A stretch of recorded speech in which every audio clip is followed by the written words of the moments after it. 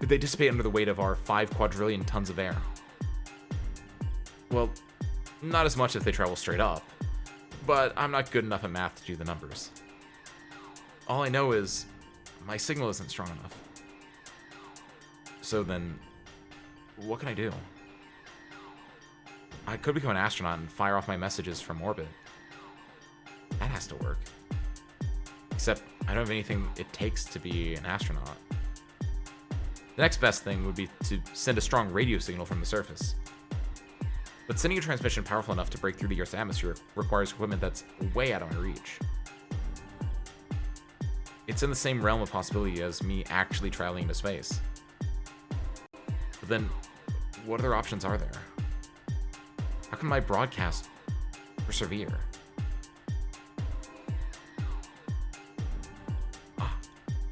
Right. Isn't it obvious? Of course, it's so much like me to rely on others. It's so much like me to look for external means of getting what I want. The answer's right there, right in front of my nose. The answer is in my reflection. It's staring at me from the bathroom mirror.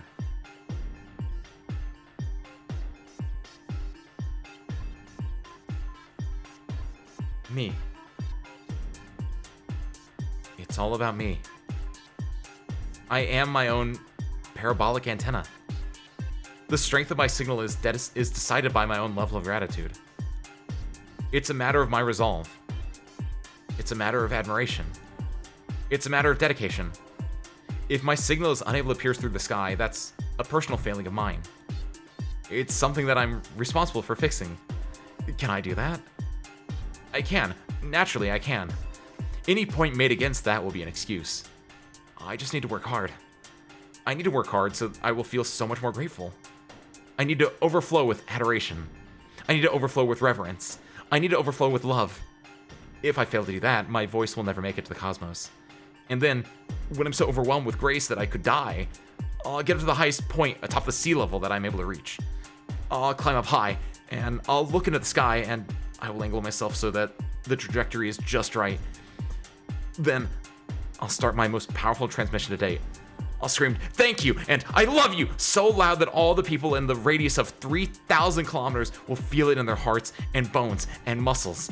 And their TV signals and radios will break. And the next day, the whole world will report a radio signal of unprecedented strength blasting from the communism peak.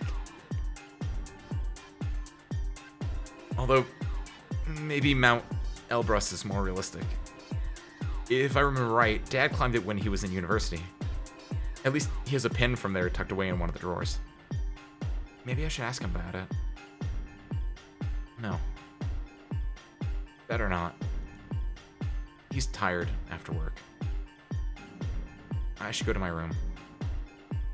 Tomorrow's the weekend, so I can stay up late. I don't need to do any homework today, either. I have the whole evening to myself. I'll rest. And starting tomorrow, I'll work harder than ever before. I'll love this world with everything I've got. Ooh. All right.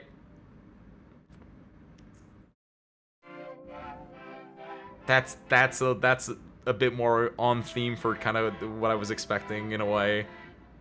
It's hype, not good hype. It's not good hype. I don't feel happy for Asya right now, but like thematically, story-wise, I'm hyped for this. But like, oh, I'm not happy for Asya. I'm very worried for Asya right now. Yeah, she's having a bit of a manic moment right now. Asya. Oh, girl.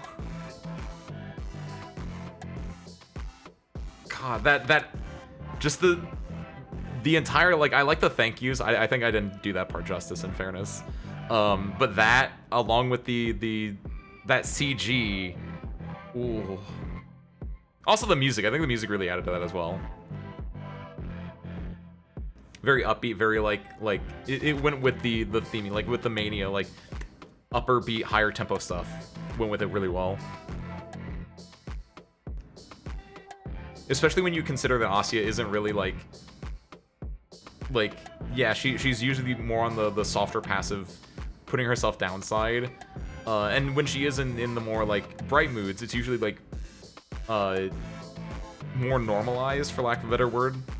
But yeah, that was mania. The world is as bright as a sunless day allows. The air is clear and soft despite the cold. The statue on the main square shines in silver. I've already made my rounds around the city. It's been a wonderful time, as usual. I've seen all that there is to see. I've admired all there is to admire. Is what I would say, if I were a liar. I travel south, towards the single place I've been neglecting. It's easy to avoid since it's right on the edge of the long residential street. The car repair shop. There's nothing special about it at all, aside from the fact that the owner's son is a classmate of mine. Yeah. So, what's my problem with it? I suppose you can call it pettiness. Ever since that one incident, I've been avoiding the spot like the plague. That's not the classmate I thought I was gonna be. That is not the classmate I thought I was gonna be. That is not the classmate I thought I was gonna be. This is gonna be a lot worse. Momo, Raiders, welcome in. Ace Windfall, Fighting Pilot Extraordinaire, at your service. Hi. Momo. Raiders, what's up? How's your Game Awards? What's my game of the year? That's a really good question, actually. I don't know. Ace P. Caswell, my fellow Ace. Happy Thursday as well. Welcome in. Ace Windfall, Fighting Pilot Extraordinaire. Also at your service. Great question. Momo, welcome in. Slushy, welcome in. I guess the Game Awards is finished up then. I hope both your Game Awards streams are really good. We're currently playing through a little game called Z.A.T.O. I love the world and everything in it. It is a fantastically well-written game so far. We are in chapter 2 out of 3. Probably halfway, maybe under a little halfway through. And I am worried for the safety and well-being of our main character right now, and she might be going and doing things that are not going to be great for her. But we're going to get story progression. Ugh. Gotta run to avoid spoilers. Have a fun stream. Adios, Slushy. Slushy, I hope you enjoyed this, by the way. It's been real good so far. I aced my game of the year. Nice job, Slushy. Slushy was literally talking about Z.A.T.O. earlier too. Oh, it's so good. Yeah, Slushy was in here last week when we started playing it, and it's a slow burn. That's a lie. That's a full lie calling it a slow burn. If you like look at this. I feel like you can get a lot of what the game is about by just looking at this image on screen right now. Purple, Russian, and there's like a sense of like this desolate loneliness in here, and it's pretty great. Also live TD. I saw it the other day, but unfortunately missed the debut. You're completely fine. Thank you, by the way, Momo. Thank you.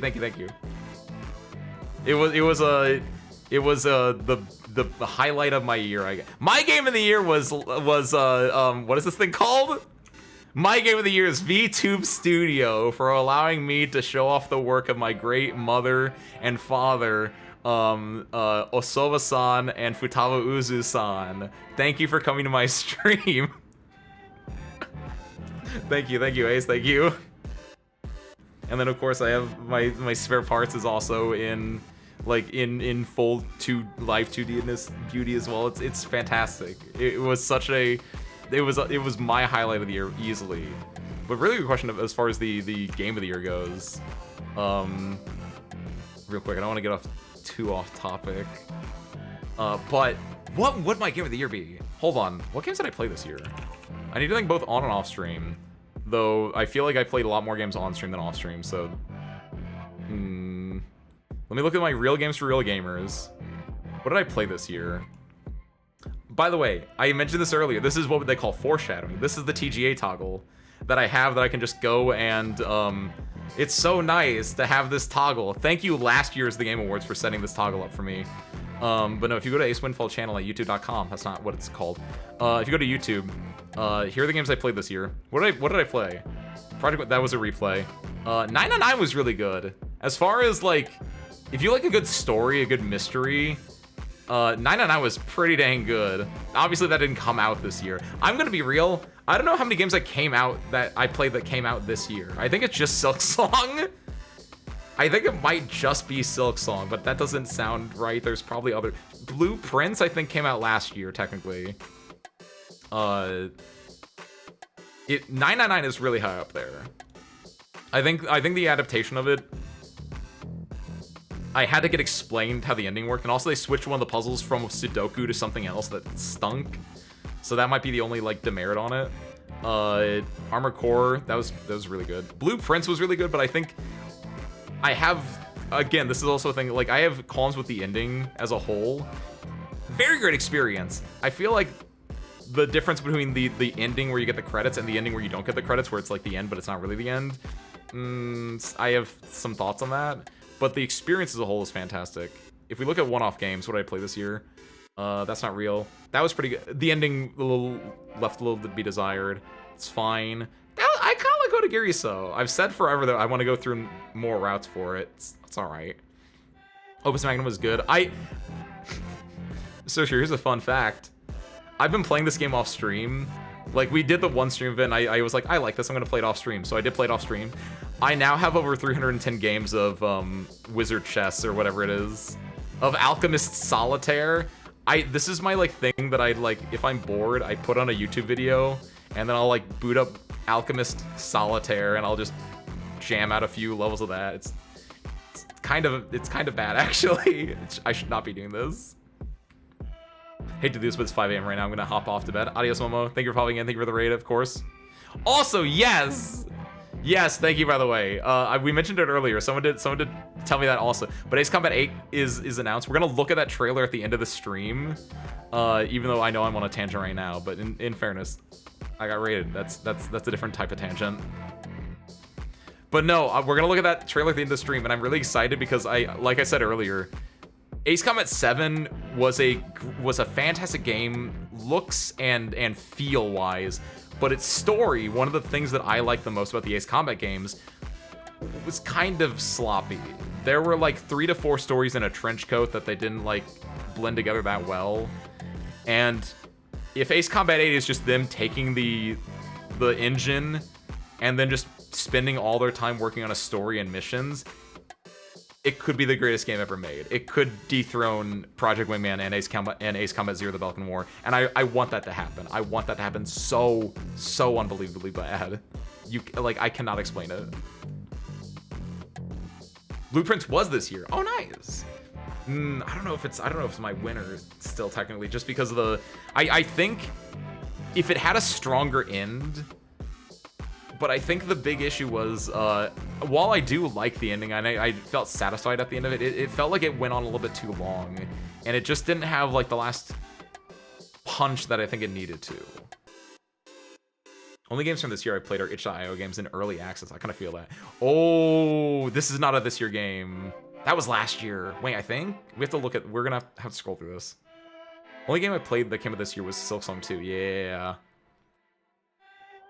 And AITS F3, but I didn't finish that. I don't even know what that is.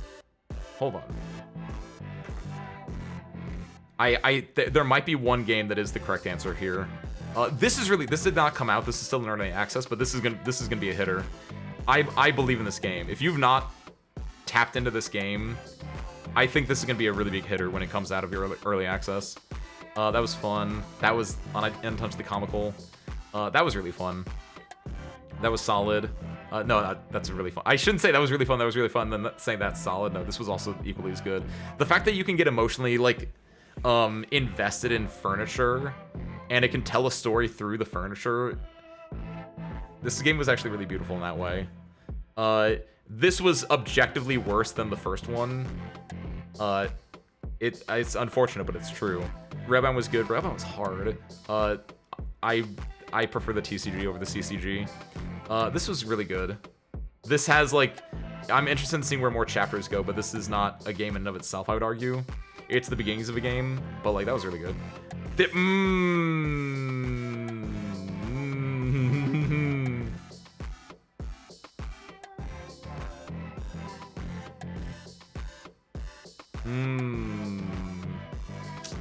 I don't think it's this, but this is an experience and a half. That's not a real game. Little Misfortune might be one of the few games on this channel that I can say that it was not for me. I'm glad we played it in a way, but like, I think about this when I think about like, Ace, is there any games you've played on stream that you don't like? And I think Little Misfortune is the closest we got to that, just because all of the writing, all the humor in it was the exact opposite of the humor that I enjoy and that I would make. And it was very just like, I felt filthy playing it at some points. I cannot explain that. That's not a real game. It was actually really fun, but that's not a game. Maybe Awaria. This technically came out last year and we only played it this year, but Awaria is really nice. Shout out to the Helltaker dev. Van Ripper. No, this was last year. If this was this year, both either came out or played it, it would be Project Cat and Paper Lily. I was really hoping that this was this year, but no, this was last year's Halloween that we played this. Dang it. Okay. Okay, if it's only played this year, I think it might be Awaria then, actually. High key? It might be Awaria. Avaria, I think, excuse me.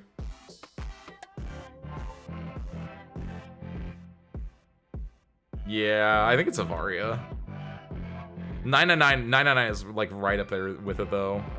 Wait, hold on. That was this year, right? Yeah, it was like 8 months ago. So Avaria or 999. That's my answer. The end. Woo. AI the Somnium Files 3. I didn't know there was more than one of those, honestly. I thought it was just the one. Did Everything is from this year. That's the only full release I played. Nice. I know it was super big when that came out. I think it's still probably technically is in circles, but my Twitter timeline has a lot of indie game dev now. Nice. I assume it's because, like, I know you've been tapped into a lot of indie game dev. At least you've linked some really good indie game devs. You linked this game, right, Kiwi? That's indie game dev. Or Detective Instinct. That was also indie game dev. You got your finger on the pulse, bucko. Speaking of having your finger on the pulse, though, we gotta go make sure that our finger is on the pulse of Asya and making sure that she doesn't do anything too bad. So, to recap, as of like 5-10 minutes ago, what happened is that Asya's in a little bit of a manic mood right now. She's going around town, and it looks like she's gonna head over to this car repair shop, which, according to her own words, I travel south towards the single place that I've been neglecting. It's easy to avoid since it's right on the edge of the long residential street. The car repair shop. There's nothing special about it at all, aside from the fact that its owner's son is a classmate of mine, which I thought was Z.A.T.O. But, so what's my problem with it? I suppose you can call it pettiness. Ever since that one incident, I've been avoiding the spot like the plague. And there are a few things where the incident could refer to, but I still have some of Asya's inner thoughts in my head earlier about Asya talking about the one time she went out with the boys alone before Z.A.T.O was into the group. And I'm concerned.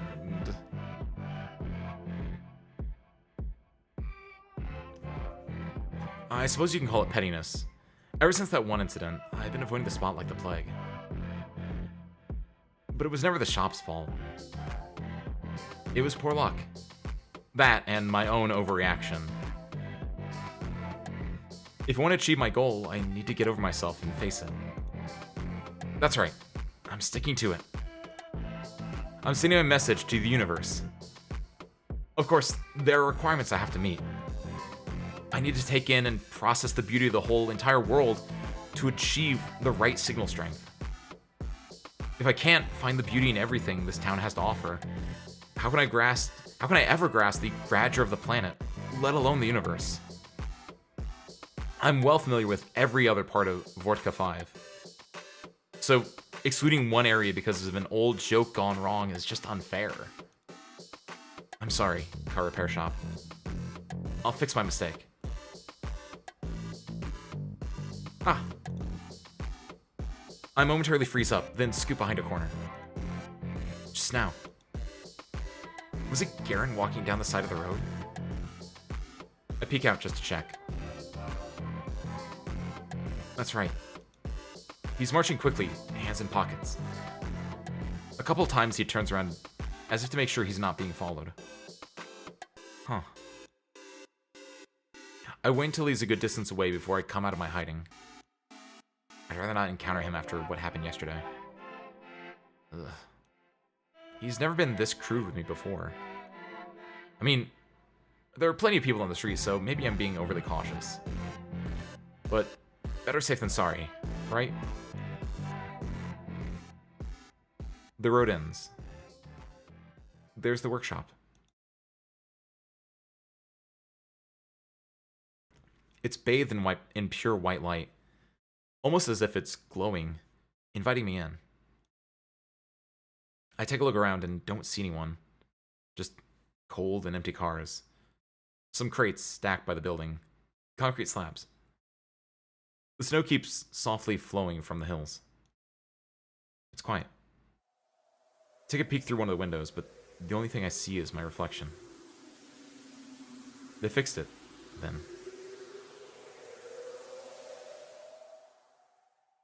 Is there really nobody inside? It's not like I particularly wanted to enter, but that might be the best way to go about it. Have a quick glance, see how normal everything is, and then leave. Nice and simple. Looks like they're closed today, though. I was certain they worked on Sundays, too. I should just check the schedule at the door. There. A scratched up metal plate. Let's see. Monday, 9 to 8. Tuesday, 9 to 8. Wednesday, 9 to 8. Thursday, 9 to 8. Friday, 9 to 8. Saturday, 10 to 6. Saturday, 10 to 6.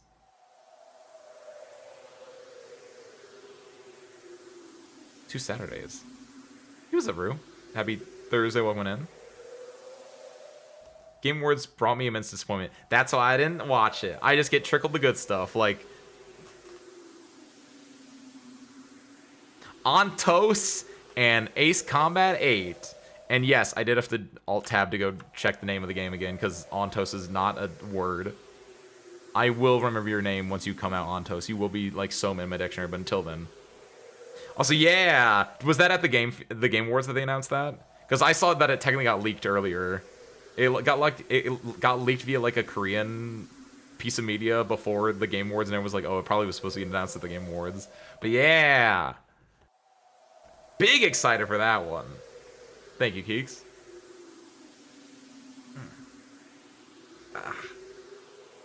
Hey, that's cute.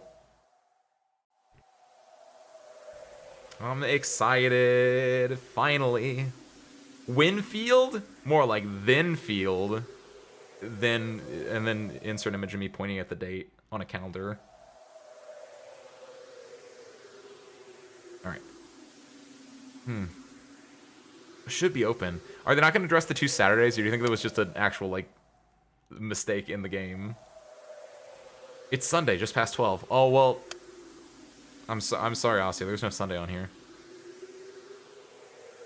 Oh, that's even more unfortunate. I knock on the door, then give it a tug. It won't budge.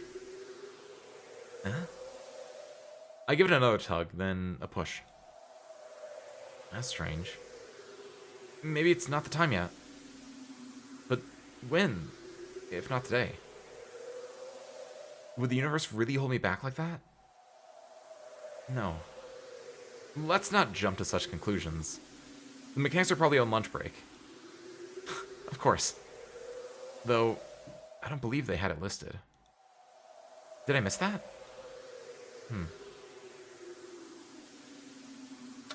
Monday, 9 to 20. Tuesday, 9 to 20. Saturday, 9 to 20.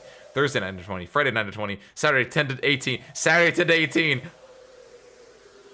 Oh no. No lunch break.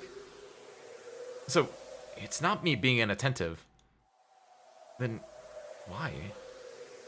Oh, maybe it's some sort of holiday today. I'm bad at keeping track of things like that. Still, shouldn't there be a notice or... Wait. I look over the metal plate again. Monday, 9:10 to 20. Monday, 9:10 to 20. Tuesday, 9 to 20. Saturday, 9:03 to 20. Thursday, 9:12 to 20. Friday, 9:15 to 19. Saturday, 10:59 to 1800. Saturday, 7:58 to 1800. Huh?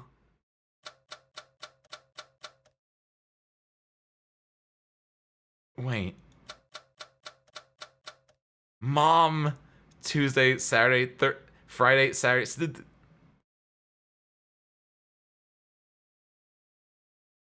That doesn't seem like... What? I rub my eyes and blink intensely. Did I not get enough sleep? I'm just not seeing straight. I shouldn't have read so much before I went to bed. I need to focus. Focus. Okay.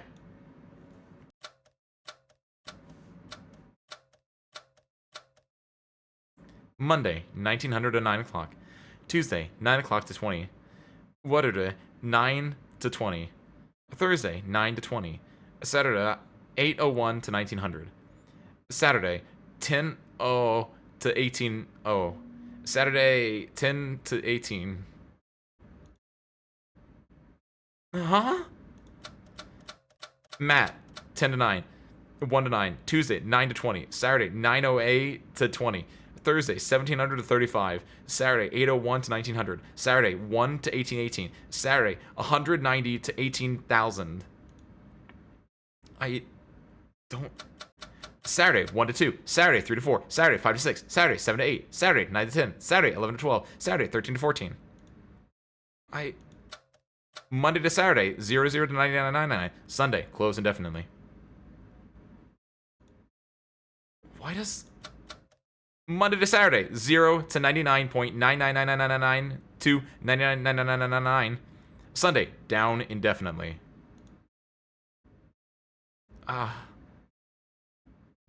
It's okay.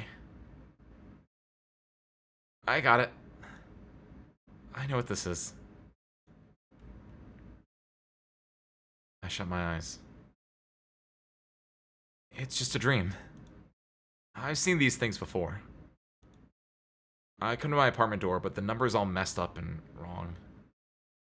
I need to make an urgent call, but the rotary dial wraps into a spiral. I'm running through my school and I can't find the right classroom because the number I need doesn't exist. In times like these, I need to firmly close my eyes. I need to understand this isn't real. Then, when my eyes open, I'll be in my room. I'll see the morning light beaming in through the window, projecting a bright square on the wall. I'll look into the silver of the sky outside, and it will be a soft hue, pink and blue.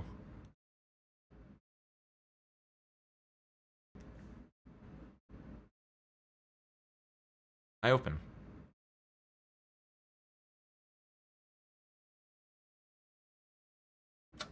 Monday, 9 to 20. Tuesday, 9 to 20. Wednesday, 9 to 20. Thursday, 9 to 20. Friday, 9 to 20. Saturday, 10 to 18. Sunday. Toastier's face is... Ah!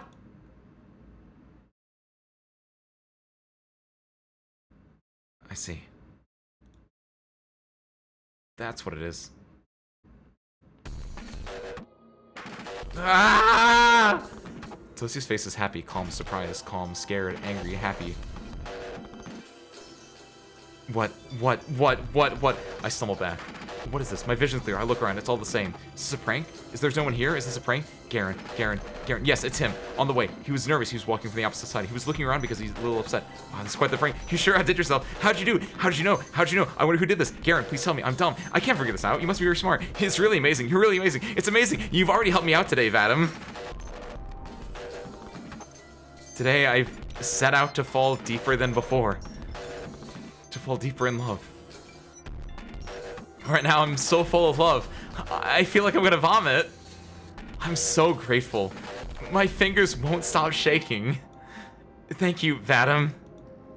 I won't forget this to the day I die.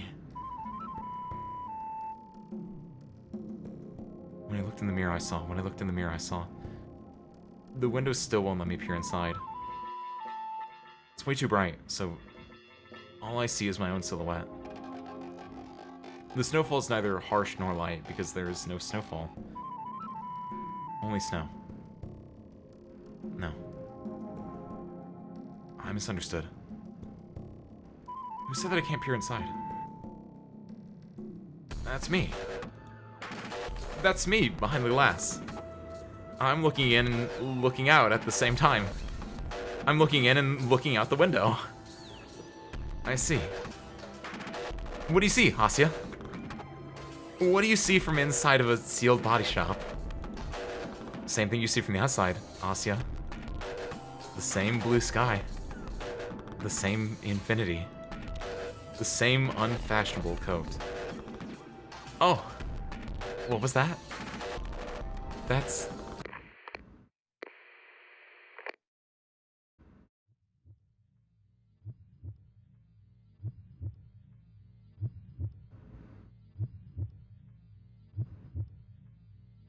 It smells of oil.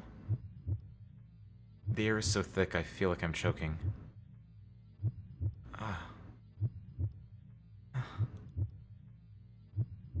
It feels like I have grit under my nails. My hands are cold. It's dark. Am I covered in dirt? Everything's lined with sour dust. As if the void sticks to my skin and coats the inside of my mouth and lungs. It's almost enough to make me puke. Come take it. Some how to get wind at that? Here's my kit. What are they saying? Are they addressing me?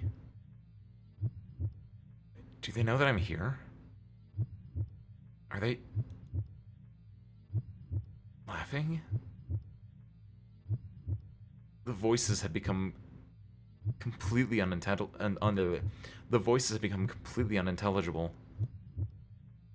The wall between us is becoming thicker by the second. I have to cry out to them. Maybe this time.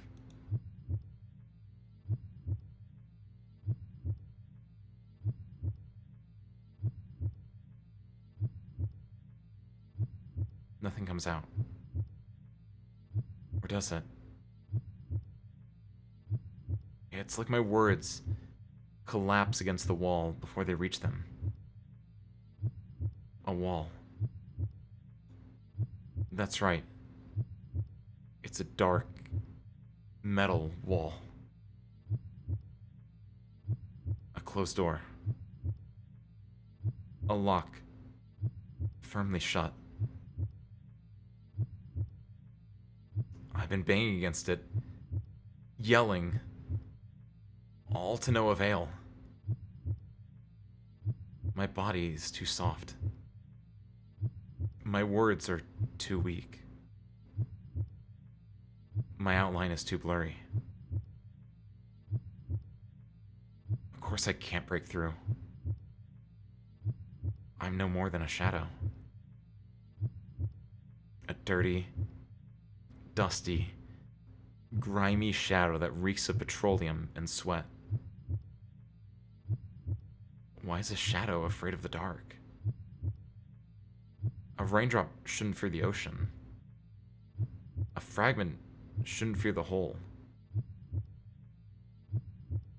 Perhaps I didn't know I was the shadow. It lived too long thinking it was something so much more solid. It believed the notion of agency existed in this world. What a naive little shadow that was. The time has come for me to face the truth. For it to face the truth. The blurry shadow slumps down, head against the wall. The voices are a muffled mess, but there's no need to pay it any mind. Soon, the shadow won't have the ears to hear them with. Soon, the shadow won't have to concern itself with anything. The smell of oil is sharp, but soon there won't be anything to smell it. The floor is cold, but soon there won't be anything to touch it. The pain is piercing, but soon there won't be anything to feel it. It's a good deal, isn't it? The shadow doesn't resist anymore. The void opens its maw. Get out!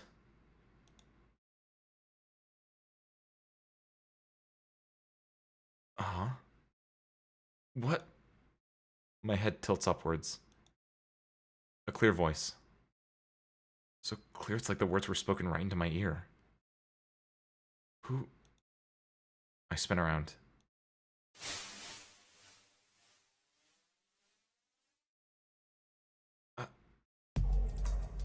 A window. Was it always there? Pale light seeps through the frost. The thin glass barrier is impossibly far. But maybe I can... No, I have to. I stumble and grope my way through the darkness. Ah! My hand strikes against something cold and heavy. What's that? Metal? A tool. Doesn't matter. Something to grab onto. Ugh. The weight steadies me. Well, this thing sure is hefty. Or maybe I'm just out of shape. No. It's not true. I do have a shape. My body has a steady form. Of course it does. Because my hand is firmly clasped around the wrench. I feel its temperature, weight, and texture. It's there. I'm there. My arm rises. If this doesn't work, it's gonna be really embarrassing. Embarrassing. Who cares? You either do or you don't. It's as simple as that. That's right. It is that simple. My arm swings down.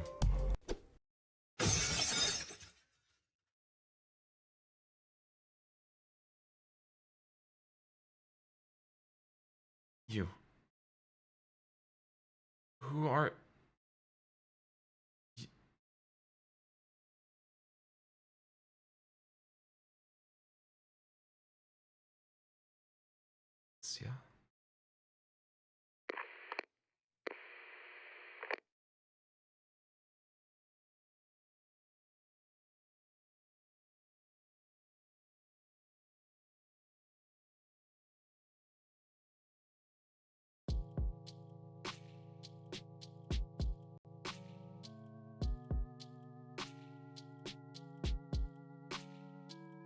So... Could see a little bit more information there. One thing that immediately stood out to me there is, that was jam signal C. Makes me wonder what, jam signal A and B are. The way that, like, built itself up, I think was really well done. The way that it just starts with, like I even pointed it out, like, it's the foreshadowing of, like, it's not even, like, foreshadowing, really. It's at that point, it's blatant, right? Like, it's foreshadowing when she brings it up in the classroom at first, that she had a bad run-in with the boys before. But then when it's like, oh, I don't go to the south side of town, I'm clearly missing something, I need to go to the south side of town, then it's like, oh, no. Like, then you kind of, like, it starts up there. And then the slow. I absolutely adore that bit with the open and close times, because it's like, I even pointed out at first. I was like, oh, they messed up. They're 2 Saturdays, and then they go back to it. I was like, hold on, that was on purpose, and it just slowly keeps getting more distorted, and then it like kind of fixes itself, and then it gets distorted again, and then it just like it starts completely breaking down, and then right when you think like, oh, it's calmed, it's ready, it lingers on that Sunday for just a little bit too much, and then everything just breaks. Fantastic. And yeah, especially when she's talking about her projecting her message to the universe. That was like the main thing that I knew about this game, was like, there is like, that's the tagline, is projecting my message to the universe, or something along those lines. That's either the tagline or that's like the description, what have you. And so there being like relations of sitting at your signal while also having these jammed signals, aka these things that are preventing her from getting out there, or just preventing like roadblocks or hindrances, which that feels, calling them that feels much smaller than what it actually is, right? It's like, oh, okay.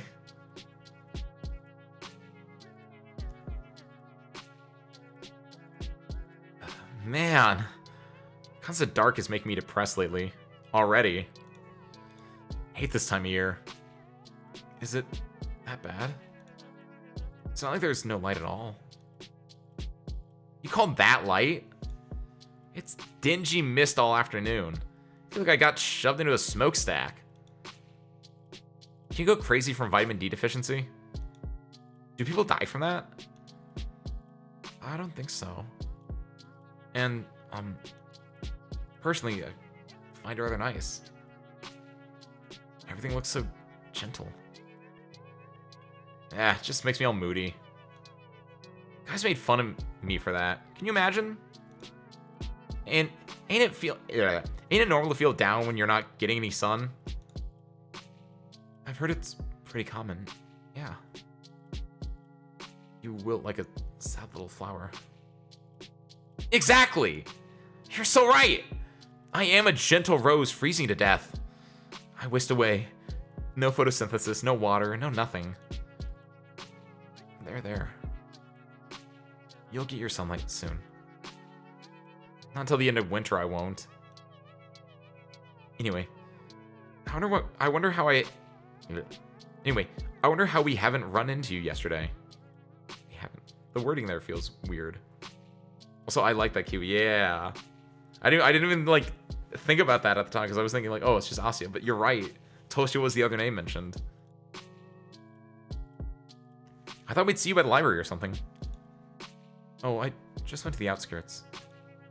It's really, serene out there.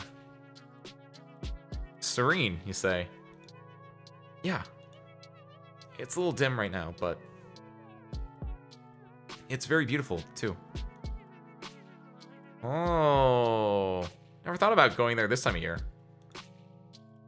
Bit too cold for walks, you know? Yeah, I understand. But, hey, maybe I'm missing something. Like, the season's charm and all. Hey, maybe I'll tag along sometime. I could use a change of scenery. That would be great. Please, do. Whenever. Yeah. Then count me in. You know, our recent hangouts have been kind of sucky. Oh. I'm not with you, with my friends, I mean. Some of them have these stupid curfews now. Half of us have to be home by 7. 7! Can you believe that? Oh. Wow. Why now? Parents are worried because Ira being gone. I mean, I get it, but... Have a good night, Zero. Thank you for popping in. It's been 4 days. Yeah. No news on your end, I figure. Nothing. Marina's face darkens. She sighs. The adults organized a search party this weekend. Maybe you've heard? No. My dad was home. Mom, too. I see. Well, my brother went. And? She shakes her head. As expected. If the search party found anything, it would already be the talk of the town. It's comforting, in a way. If they found Ira's body after so long... No, I'd rather not think about that. You know what I've been thinking? That she left the city? No. She has to be at someone's place. Of course, this possibility has also crossed my mind. But all the arguments in its favor sounded either too morbid or far-fetched. Do you mean she was kidnapped? I don't know. She could be staying on her own accord. But where would that be? I can't think of anyone Ira would trust that much. Well, there's the two of us, for starters. Huh? We're the last two people that saw her, right? Who's to say one of us ain't guilty? But we weren't even that close. And Ira, she's not in my apartment. How do I know if you're telling the truth? Marina, I don't like this joke. Sorry. I'm just speaking from the point of view of the investigation. Ask me the same thing, I'll stumble the same way. The only means to prove my innocence would be a house search. I kind of have a theory on what might be going on. You do? Yeah. It's more of a hunch, but the more I think about it... Marina looks around. I don't like whispering about this stuff at school, though. You know what? How about I call you later? Oh. Like, in the evening? Yeah. Can I have your number? Yes, of course. I pull out a scrap of paper and scratch the digits into it with an old pencil. Thanks. I have some plans before that, so I'll dial as soon as I'm back. It won't be too late with everyone getting dragged home at baby hours. Does 8 sound good?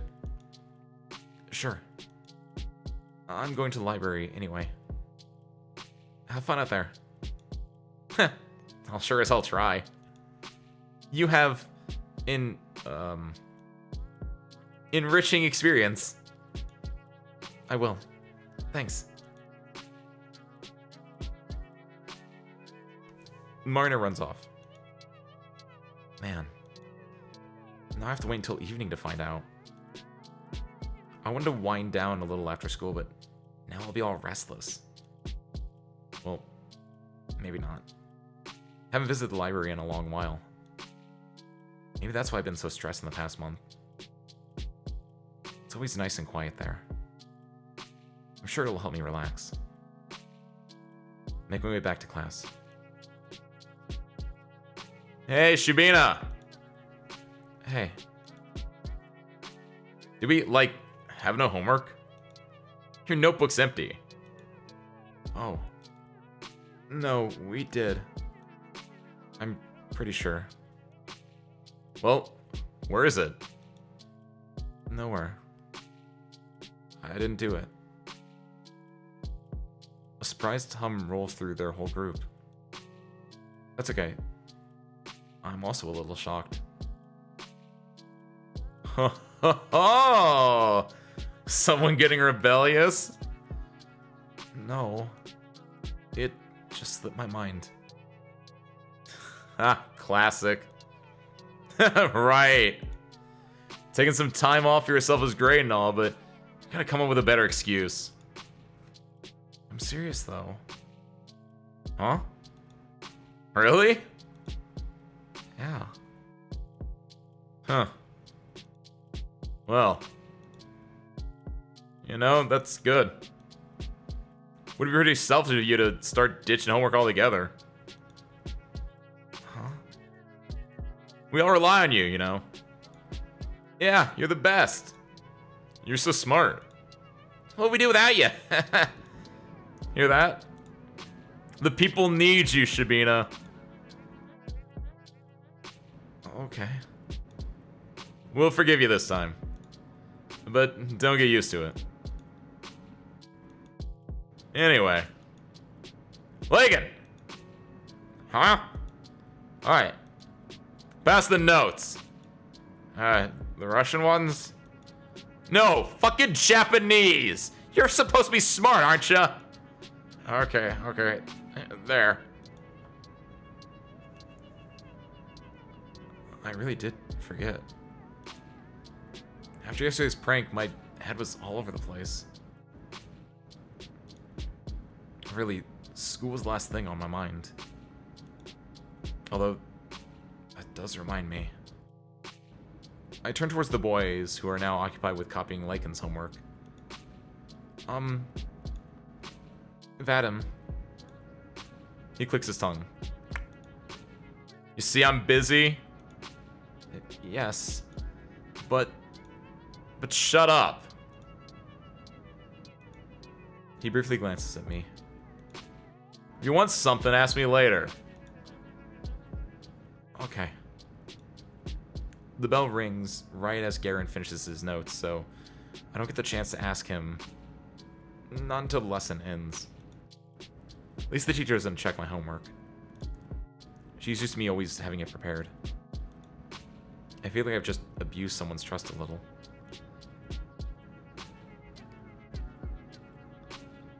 After the lesson is done, I catch up to Garen in the hallway. What? I wanted to ask you about yesterday. Yesterday? His face twitches. He looks back at his friends. Hell are you talking about? I saw you on the street, so... Oh, sorry. What's this about? That's whatever. You go on ahead, guys. Alright. See ya. Garen turns towards me, and before I can understand what's going on, I feel my side hitting the wall. Ah! What the fuck did you see? He dragged me, no, more like threw me, behind the nearest corner. What the fuck did you see, Shubina? What do you want? I saw you walking from there, so I know. I know you did that. The prank. What? The prank at the car repair. I just wanted to know how you managed to do that. And also how you knew. What? What prank? What are you on about? I know you did that. Don't pretend. I saw you walking, looking guilty. It's okay, I think that's a pretty funny prank. I mean, I don't. I'd rather you didn't prank me like that anymore, but I've never seen anything like it. How'd you do that? It was like a magic trick. Magic? The hell? Shubita, are you high? The hell do you think I did? Change the schedule. The one on the door of the car repair shop. I saw it. Why would I do that? Come on, Vadim.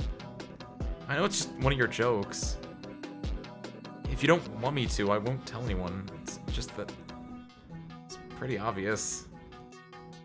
I just want to understand how you knew about that. Garen takes a step back, looking me up and down. Are you... like, did you have a weird dream or something? No! Why can't you just answer me? He sighs, then runs a hand through his hair. I know you don't get out much, but stores change their working hours all the time. It's freaking normal. No, not like that. It's not about the hours. I want to know. How did you know that I'd be going there? How did you know? How did you know about Tozia? He stares at me as if he's so confused. As if he doesn't, get it. But I know he does. He's just pretending not to for some reason. Garen's afraid he'll get in trouble for messing up the metal plate. Duh, of course. That has to be it. He really didn't think this one through, did he? Okay, I don't know what happened, but you're talking nonsense. He turns away. Well, thanks for wasting my time, I guess. He's leaving. He's going back to the hallway. No, he can't go. Wait! I grab on his sleeve. He shakes me off. Damn it! Get off me! I said I have no clue what you're babbling about. But Tozia's... I don't know any fucking Tozias!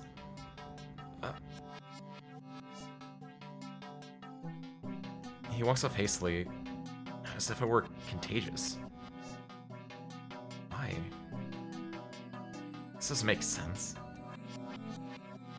Garen has never had any issue admitting to a prank. Didn't he take pride in pulling them off? So if he's managed something so elaborate, shouldn't he brag about it to the boys? Why is he so dead set on playing dumb? Sure seemed like he had something in mind when I mentioned seeing him from across the street. So it's not like I made anything up. Even if he's scared or of being charged for defacing the timetable, he's going a bit overboard with the whole Oblivious Act, isn't he?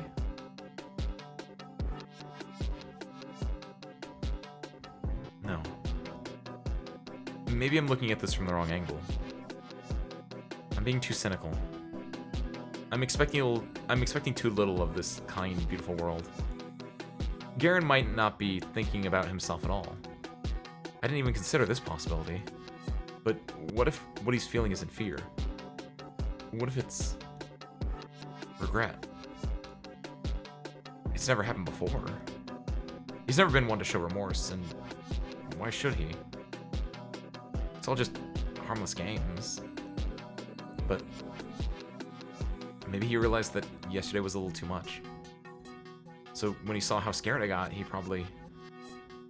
chose not to tell anyone. He thought it'd be better to act like it never happened. Just like those boys did. Of course, he'd never apologize. There's nothing to apologize for. But not gloating about it. For Garen, it's as good as saying sorry.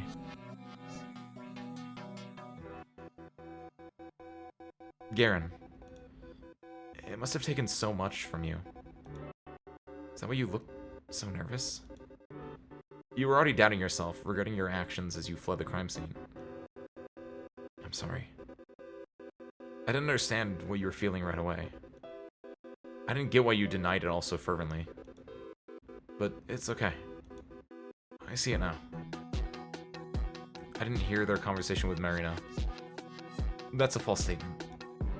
But if I pretend it's true, if I don't do anything with that information, if I don't change the way I see either of them, then it becomes reality. It cannot be objectively disproven. Nothing happened at the car repair shop. If both me and Garen believe that, if both of us act like that is the truth, it will become just that. That's incredible. I never would have thought he'd do something like that. I didn't know he understood such things. I'm still not sure how he learned about Tozia saving me. Or how he knew that I'd go there again. I'm sure he's heard about the incident, but I suppose stuff like that isn't important anymore. You've offered me the option to undo what happened yesterday. It's very special coming from someone like you. and I appreciate the sentiment. I won't refuse. Thank you for that, Vadim. Thank you so much.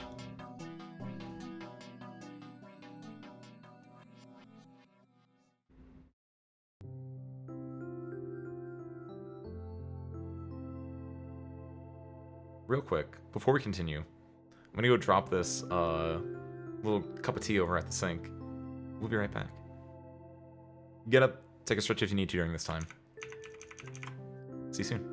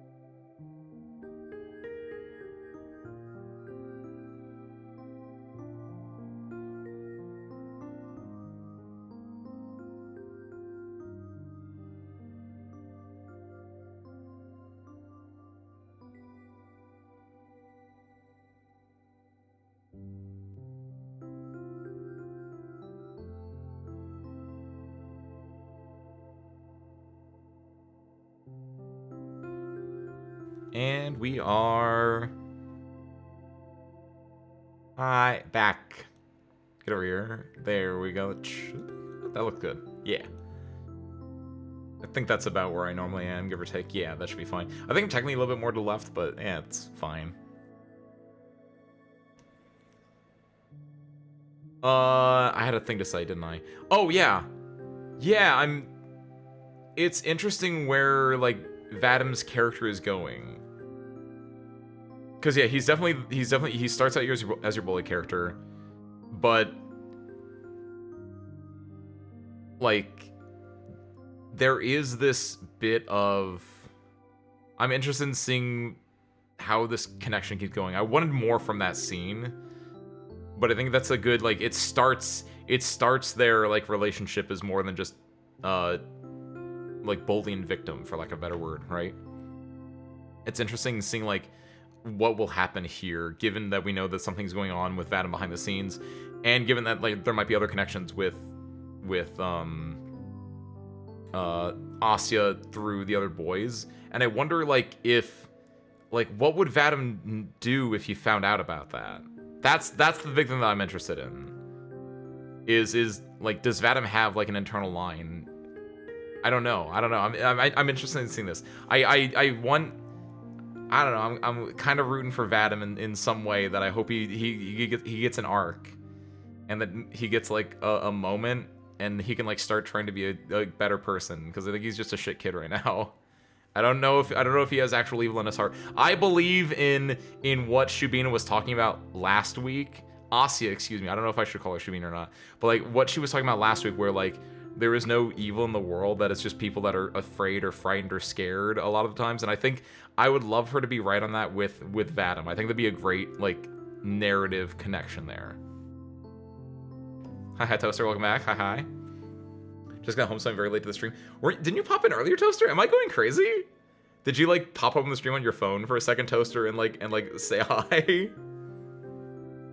Shubina is her surname. Okay, so it's not that bad of me saying it. It'd be like if one of you came in and were like, hey, Windfall. And I'd be like, it's a little bit weird, but yeah, sure, what's up?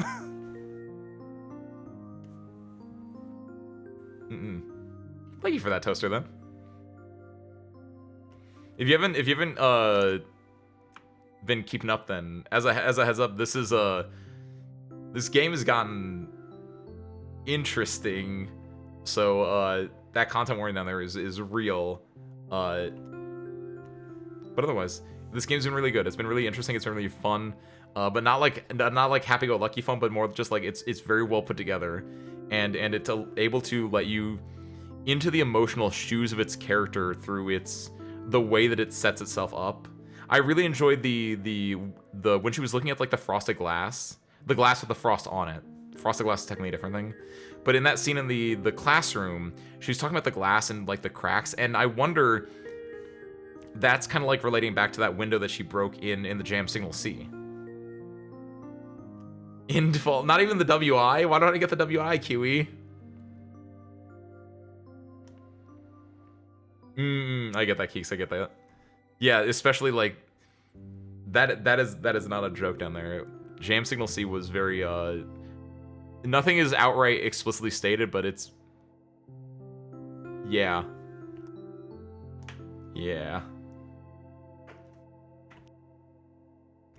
But now we get presumably a little moment of reprise between everything.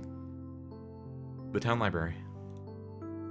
It feels like it's been ages since I last visited here. Objectively, it's very small. My mind involuntarily compares it to the Linen Library in Moscow. I was so blown away by its sheer size during our 6th grade field trip. In contrast, this tiny reading hall borders on being claustrophobic. Its walls are the same shade of green as the school cafeteria or the corridor of a children's clinic. And yet, I still feel right at home. The book selection isn't huge, and I've read through pretty much everything I was interested in multiple times. But it's quality over quantity kind of thing. We have some wonderful editions of the classics. I've heard most small-town libraries get low-quality prints, so I suppose that's where our closed-town privilege comes in. I wonder if the same applies to cinema. Kiwi! That's so good. That made me, like, break away from this. Did you do that on purpose? Hot damn, Kiwi. Hot damn. That might be your best one yet. I didn't get a bit through. I mean, you could probably like reword it to be a little smoother flowing, but like the emotion, the meaning of that came through, Kiwi. I'm like, god damn. I was also a librarian. I have the glasses for it. Ooh. I've said this before, but I'm really glad that Service Crew, you guys read books. I'm glad that you guys are smarter than I am. I think it makes for an overall better experience as well. For me to have like smart chatters like you guys, for lack of a better word. Which, by the way, I think I said for lack of a better word multiple times this stream, so keep your eye out for that one. I'm gonna say that at least 7 more times. Thank you, by the way, Lahayas. Welcome in. Hi.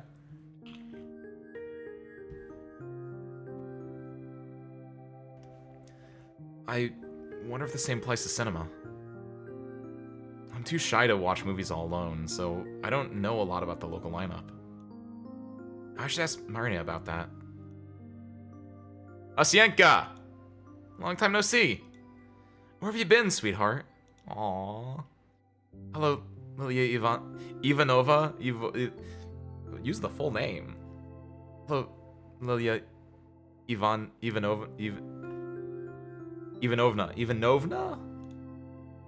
I'm sorry, I've been going out more. Aw, that's lovely. Don't apologize. I always said a young girl like you shouldn't spend all her days cramped up in here. But I like being cramped up in here. I missed it. Lilia Ivanovna smiles. She's the librarian. It's not that we're particularly close, we just exchange some pleasantries whenever I come by. So, I didn't expect her to be happy to see me again. I suppose she doesn't get too many visitors. I feel a pang of guilt deep in my chest. Actually, do you have, Angelique by Anne Golan? Oh dear, I'm afraid we don't. But you know, my daughter used to love those books a lot. I'll ask if I could lend you a few volumes. Oh, you don't have to. Please, it's no trouble at all. You're a sweet girl. I'm sure she won't mind. Thank you so much. Of course. Oh, gee. Now I feel even worse for not stopping by. Next time, I'll bring Lilia Ivanovna a box of chocolates. I browse the shelves. I feel even worse because, yeah, even during this part, Asia's still putting herself down. Like, this entire... Like, I feel so bad for Asia. She doesn't even, like, think the librarian cares about her as a person. It, like, in a way where it's just like, oh, we're just exchanging pleasantries. Like, it's not... Maybe I did the wording on that wrong, but, like, she's so... Like, she's surprised that the librarian would care for her when it feels like the librarian probably has liked and talked to her a lot. Or at the very least, like Asia devalues herself so much, and I need her to know that she's worthy of being loved. Oh. Ivanovna in Lilia Ivanovna isn't her surname, but a patronymic. A sort of middle name derived from the name of one's father. First name plus patronymic is the most common formal form of address in Russian. I didn't know that. I knew that, like, because, what was it? It was Ira, right? Ira is Gracheshkivka. And her father is Gracheski. So I was like, oh, it's got the, like, the thing where it's like, yeah, you have the patron name, the father's name, and you slap the thing on it, right? I browse the shelves. It's a bit of a shame I can't see what Angelique's all about. But I'm not really in the mood for something like that, if I'm being honest. I want to read something familiar. Something easy. Something like 100 Years Ahead by Kir Bulchev. Perfect. I sit in my usual spot. It's probably embarrassing to read children's books at my age. But I don't want anything heavy today. I don't want anything sad. I've read this one so many times before. If I were caught by Nazis and the only way to live was to recite a passage from this book, I'd probably survive. Why would the Nazis want that? Listen, it's a hypothetical situation. Alright, there was this adaptation made last year. Everyone really liked it. I thought it was okay. I mean, it wasn't bad. I'm glad more people saw the story. But that's not how I imagine the stuff from the book at all. Another annoying thing. Now I just keep imagining the movie version I just read. As I read. Crap. I need to keep the ways I've always pictured it in my mind. I need to really focus. My concentration increases with each flip of the page. I need to keep the futuristic tech in mind. I need to keep the future world in mind. I need to keep the present world in mind. I need to keep the aliens in mind. I need to keep the milophone in mind. I need to keep everyone's face in mind. I need to keep Werder's face in mind. I need to keep Kolya's face in mind. I need to keep Alice's face in mind. I need to keep Tozia's face in mind. I need to keep her face in mind. Keep it in mind. Keep it in mind. Keep it in mind. Ah! This isn't helping me relax at all. I shut the book and slumped down on the table. Maybe it wasn't a good idea to read this. I wanted something I wouldn't need to think too hard about. Well, it's no biggie. The kids section has plenty of other stuff. I get up and go to grab something else. A fairy tale will do. Morozko. This is a really good addition. Something about it always fascinated me in a way I found hard to place. Perhaps it was the tone. The folk version had a more morbid ending compared to the published story. That's how it often is with fairy tales. But this retelling, something about it has always felt off to me. Even when I read through it as a little kid. Even when I read through it as a little kid. It felt like the text was covering up something I shouldn't see.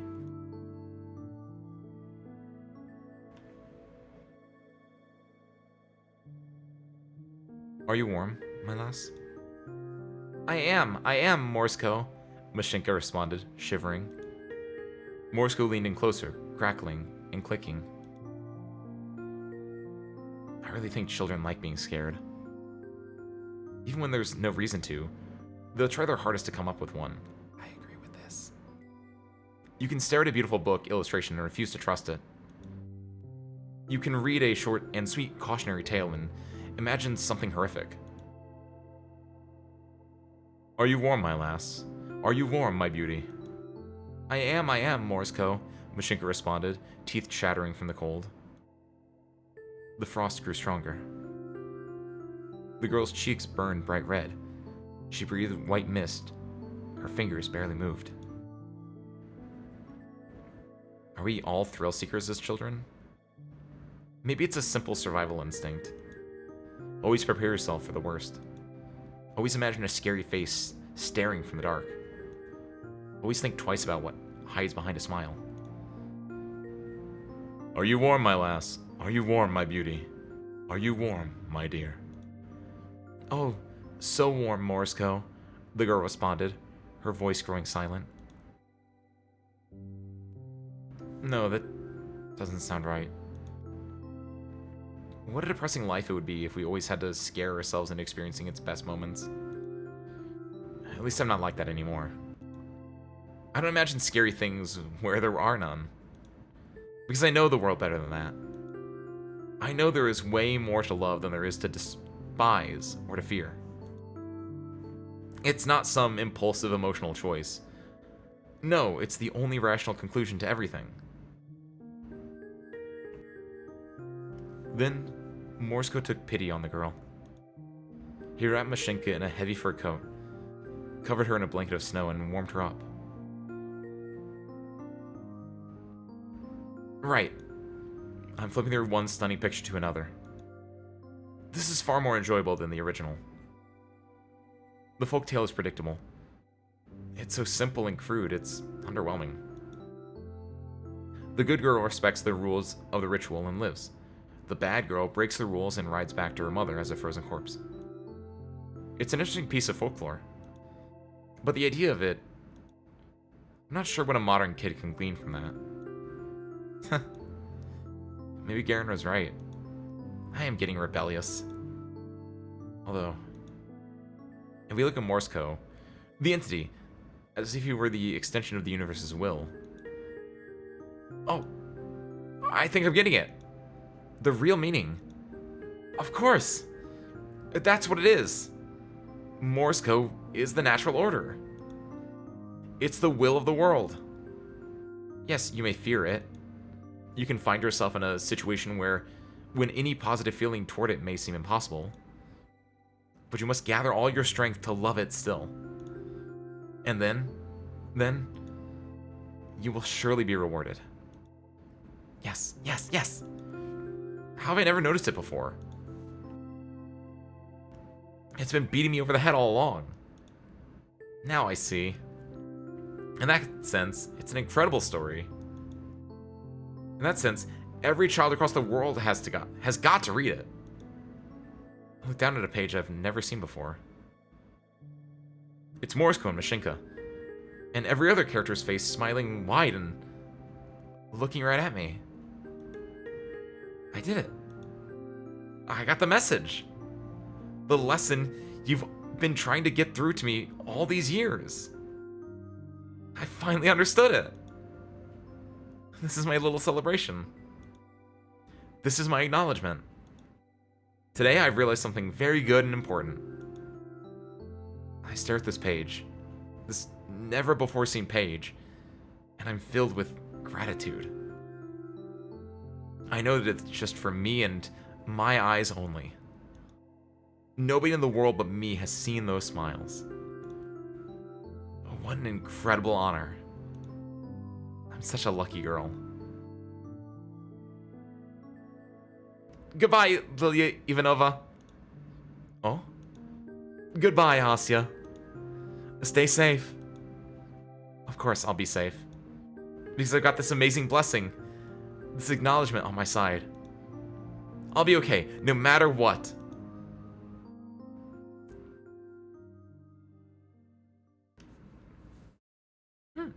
Thank you for the Russian name lesson, Ozmo. 8 o'clock.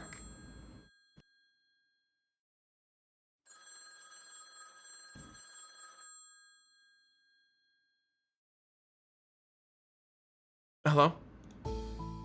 Evening! I hear Marina's cheery voice on the other end of the phone. Good evening, Marina. You're late. Huh? What do you mean? It's basically 8. It's a quarter past. Maybe I should have been the one to call. Sorry. I wasn't aware we're on a timer. Being a little late is fashionable, you know. I'm not very fashionable. Well, you can always change that. And be late? For starters. You can also make your hair all wild. Ever seen Nastya from my class? She has this crazy perm. I don't know how to do that. Also, I think my dad would kill me. You gotta go to a salon for it. I kinda wanna get one. Lev says it looks stupid, but what does he know? That guy dresses like a total schlub. Isn't she worried he could hear her? Oh, right. How was your library trip? Well, it's a library trip. It was good. Oh, come on, at least try to make it sound interesting. Well, I'm kidding. You don't have to. It was enlightening. Perhaps everything I've believed until today was wrong. But the me you're speaking to right now is a much wiser and braver person than before. That trip was pivotal. It was monumental. Oh! Huh. Alright! That's what I'm talking about! Never underestimate the quiet types, they say. How was your hangout? Neither pivotal nor monumental, I'm afraid. Sat at the cafe, looked at some magazines, got the new Reviznik. You read that one? Oh, no. I read, The Young Naturalist. And Coster. That does sound like you. What's that supposed to mean? Sorry. I didn't mean it in a bad way. But, I mean, aren't you curious about something more, grown up? I read grown up stuff all the time. Oh, yeah? Like what? Books? Dad's newspapers? Mom's magazines? Oh, so mature. But, what mature stuff do you read, Marina? The good stuff. Rosniv, Work Shift, Robotnica, Fashion of the Socialist Republics. How's that last one mature? You know what, Asuka? I gotta lend you some of those. You'll love them. Huh? I don't know, I'm not really into... No, I'm serious. You're gonna love Work Shift. They have this crazy story about a drug dealer last month. You have to check it out. There's one about a foreign prostitute or something a couple issues ago, too. I'll look for it. Those do sound really interesting. Alright. I'm not sure my dad will like me reading that, though. That's so. Well, then, we can read it together. Really? Yeah. I'll bring some this week. Okay. To be quite honest, I've been curious about those publications for a while. Last year, I even bought myself an issue of Rosnick. I read all of it in one sitting. Then Dad found out, and... well, it wasn't worth it. I guess I could just buy the issues and read through them right away. Then, I could throw them away, but that sounds really wasteful. Oh, maybe I could donate them to the library. That's not a bad idea. It's not a bad idea at all. Although, if Marina will share her magazines with me, I might as well save my allowance. Right, so, let's get back on topic. The reason I called you. Yes. There's a long pause at the other end of the phone. Almost as if Marina was bracing herself. Remember our talk about Ira's condition? Of course. Of course. Well, here's the thing. I told you how Ira can get into those states when she isn't quite there. Usually she could snap out of those. Took some time, maybe a couple minutes, maybe even hours. But she got over it. And as time went on, it grew more and more difficult. The treatment helped. The pills acted as stabilizers. So it was like the pits in her mind became more shallow. They still formed, but they became easier to manage. Easier to climb from. Then when Ira stopped taking them, it was like being dropped right into the middle of a canyon. Marina paused. The way she spoke sounded as if she had to force every word out. Made worse by the muffled receiver. And that's just half the problem. There's more. When you stay in that state for too long, you begin to deteriorate. The human brain isn't made to handle that sort of stress. So, as a result, our consciousness, our higher functions start to decay. In other words, we gradually lose what makes us human. I don't know if it's irreversible, but from all I've heard, that's how it is. I feel a cold lump in my throat. Higher functions deteriorating? Losing what makes us human? Just what? What the hell kind of illness is that? When I saw Ira that day, it seemed like she'd been out of it for hours. So there's a high chance that if she didn't snap out of it soon after, her consciousness began to fall apart. But here's the thing. She couldn't have run off in such a state. Finding a place to hide would also be extremely difficult. She wouldn't be capable of coming up with a covert hiding spot. At least not anything that multiple search parties would manage to overlook. So, what do you think she did? She went home. You know how walking home can kind of feel like autopilot? It's not something you need to actively think about. So, even if Ira became completely dazed, it's very possible she still found her way home. Although, it must have taken her a while. I don't get it. She was declared missing the same evening. If she came back, why would they file the report? I think they really did believe she disappeared. I told you, it could have taken her a very long time. Hours, even. Ira's mind was in tangles. She likely had no clue how long it took. So, what you're saying is, Ira's parents filed a missing report when she didn't come home as usual. That was probably late at night. Yeah. The report was filed somewhere after 2300. Then, after they already called the police, Ira returned. Yeah. So, why wouldn't they call off the report? She sighs. Well, that's the nasty part. Huh?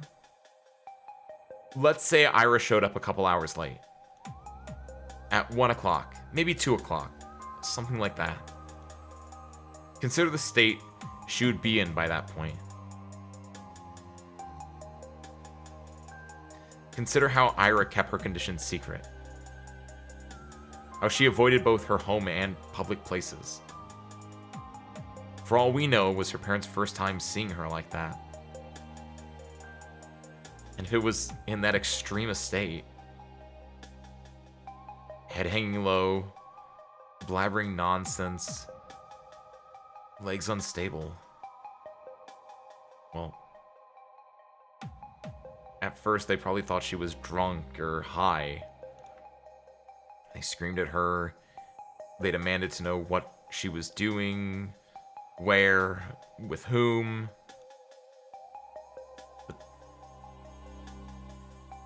But then they'd stop. They'd realize something was wrong. Maybe they'd feel it in their gut. Something about the way she slumped against the chair, or the way that she kept muttering nonsense, or the way that her eyes seemed both glazed over and alert at the same time. It had to be unsettling. No. More like really freaking scary. So, they might have panicked. Panicked? Well, maybe that's the wrong word. They try to be rational. A panicked kind of rational. Do you remember our talk at the cafe? Yeah. Their family has a reputation to uphold. Whatever remains of it, at least. Their daughter's already the problem child. The difficult, the unstable one of the bunch. What do you think people would say to Ira coming home looking like she shot up God knows what substance? Or better yet, returning way past midnight, mumbling like a lunatic. You're not saying that. I'm saying that it would be very inconvenient. It would exacerbate every problem the family already had. So in their minds, the best short-term solution would be to wait it out. Wait for Ira to come down from whatever drug she was on. They would announce that she returned only when she's presentable. But if she never came down, they probably thought she'd be okay by morning. But if not, well, then wouldn't they take Ira to the hospital? I doubt they would. They wouldn't want the public to see her in such a state. And Ira's mother is a nurse. She'd probably try to handle it by herself. But that's... Wouldn't they say that she was sick or something? Why keep the report? She still came home under suspicious circumstances. Perhaps they thought it would be better to come up with something first. They thought that they'd let her recover and then declare she's back. But before they knew it, a couple days have already passed. Calling off a report like that so quick would also be pretty embarrassing, you know? That's still... This all sounds a little far-fetched. But also... I can't deny the possibility. I don't know Ira's parents personally. But even I'm aware of how dire their reputation is. Would they really go this far to protect it? Are people really capable of things like that? Crap. Huh. Crap indeed. But if everything is as you said it is, and Ira still hasn't come down, that means Yeah. Her condition is only getting worse. We have to do something. I look around. The TV is still playing in the living room. For a couple of seconds, I stare at the door, holding my breath. Asya? You good there? Yeah. Yes, sorry. It's okay. I just need to be quieter. Oh. I see. But, yeah, I agree. I've tried calling their place before, but it's either no response or one of her parents. So, that's useless. I thought we could ask Tolit, but we gotta skip school for that. Why? He goes to kindergarten. The only time we could talk to him alone would be when the kids are let out to play. But that would overlap with our lessons. I can't really skip. That's fine. I can. Really? Sure. Lev will get a call, but it's no biggie. If you say so. Yeah. I'll go there. Still, there's no guarantee that asking him will work. So, I'd like to go to Iris' place. See how things are with my own eyes. Yeah. That would be smart. But I think it might work better if I'm not alone. You want me to tag along? If you don't mind. We can meet up after your classes end.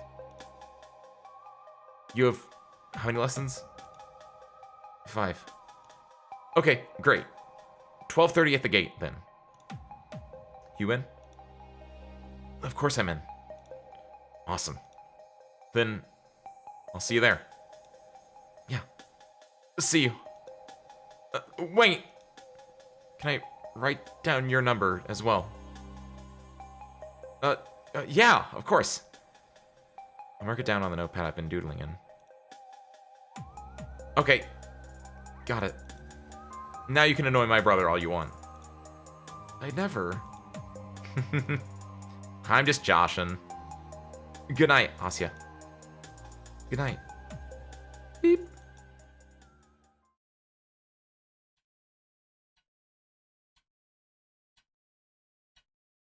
The handset gently clicks against the cradle.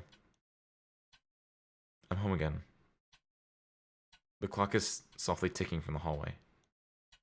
The TV continues to mutter from the living room.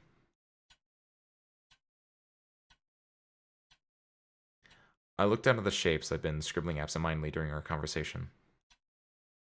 The cross-hatching got really dense in parts. I don't remember focusing that much. I don't think I was meaning to draw anything. I don't think I was. Yet. When I look at the shape more closely, when I scan its dark, blurry outline, my eyes glide over its hunched back, then down the wave of hair, then deeper, closer, towards where its face is meant to be. The shadows shrouding it, are much too heavy. There's just one thing my mind can parse. 2 things.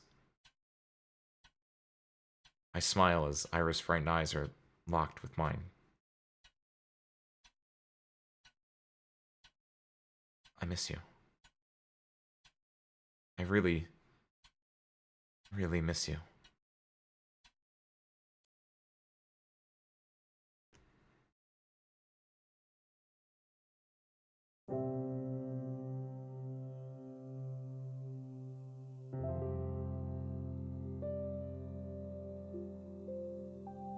The sky hangs low.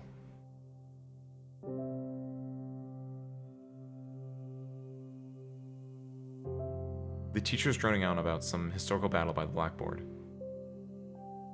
I can't force myself to listen. The only thing that matters right now is what Mara and I have to set out to do. As soon as the last bell rings, I rush out the classroom, down the corridor, down the stairs, down another corridor, then to the cloakroom, then outside. A wave of cold hits my defenseless face, so I hastily tie the scarf that I've left hanging loosely from my neck. Asya! Marin is waving at me from the gate. I start running toward her, but... Ah! Ha ha ha! Die, German spy! Some kid manages to snipe me with a snowball. I wobble, feeling chunks of it falling and melting in my hair. Whoa. That was one heck of a shot. Whoa, nice throw! Okay, maybe don't praise it. I mean, who the hell do you think you are aiming at ladies like that? Ladies? What ladies? She's with the spy! Get her! Huh? A barrage of snowballs flies at Marina, though, unlike me, she successfully covers her head. What the hell? Gleb, Danya, I'll tell your moms! They don't like you anyway!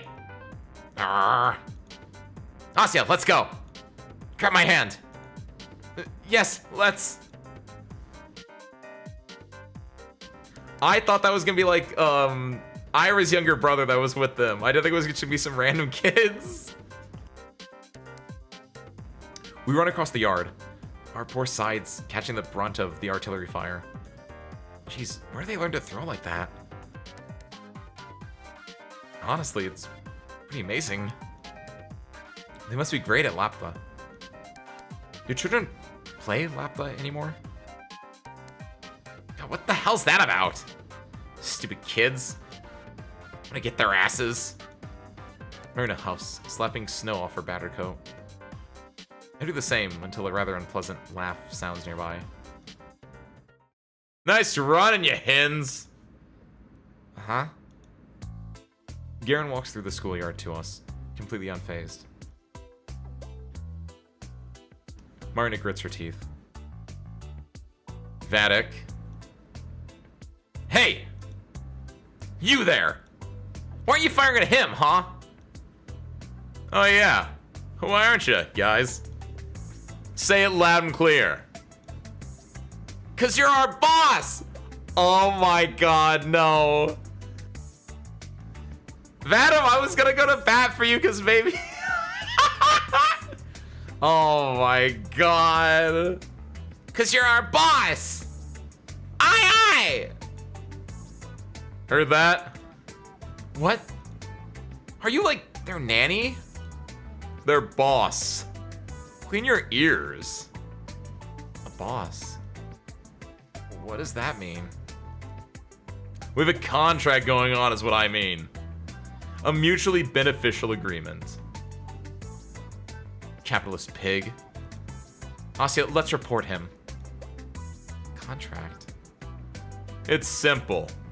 I let them see some of my hotties' card deck.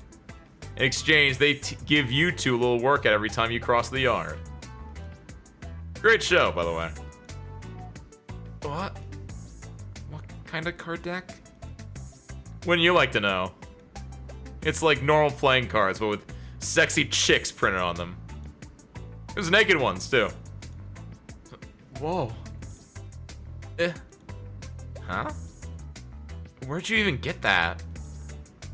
Found it in my brother's room. He had it stashed in the back of a drawer. How classy. Show. Fat chance. Do it look like I'm giving out freebies? I bet that stuff's all crusty anyway. Crusty? Nah. They're in pristine condition. Meant only for the initiated. Which, you're not. Wow, we got a secret society over here. What's the name? Porn Poker League? That's catchy, I'll give you that. I don't think we should be talking about this. Right on, Shabina. It's unbecoming for a woman of Coma Soul to use such expressions. Is it becoming for a man of Coma Soul to carry stuff like that, though? Look who's speaking. And anyway, you made a dumbass deal like that just to have us bombarded with snowballs? Pretty much. Are you 5? Why? It's payback for me having to run your stupid errands. I think it's pretty fair, no? Errands? Ah, right. I forgot to tell you yesterday. I called him right after we talked. Did she didn't actually go to the boy, did she? Did he? I was thinking that the entire time. I was like, if Vadom's gonna be a main part of the story and they need someone to skip school, I think it was gonna be Marina. I thought it was gonna be him. I thought they were gonna be like, yeah, let's get Vadom to do it. Also, I love this banter. That's why it's like, Vadom is a bully, but I think he's a really good character. And that's why I'm like, I want him to have an arc, because I think it's really well written. I called him right after we talked. Eh? He's coming with us to Ira's apartment. Oh. What? Yeah. My eyes dart from Garen to Marina, hoping that it's all a joke. I knew we weren't exactly going to have fun, but I'd really rather not talk to him any longer than I have to. But why? Oh, sorry. I have a hunch that simply asking them to come inside won't work. That's when we'll have a use for Vadic's brainless brawn. Brainless? Me? Aren't your own grades in the shitter? Huh? They're not, but thanks for your concern. And even if they were, since when are grades a mark of intellect? That's such an outdated idea. You know, Albert Einstein got really crappy grades, and he's like the father of modern physics. I'll tell you more. The whole idea of graded academic performances reeks of classism. It goes against everything the Great Revolution stood for. If it were up to me, this whole rotten system would be abolished. Marina, are your grades really okay?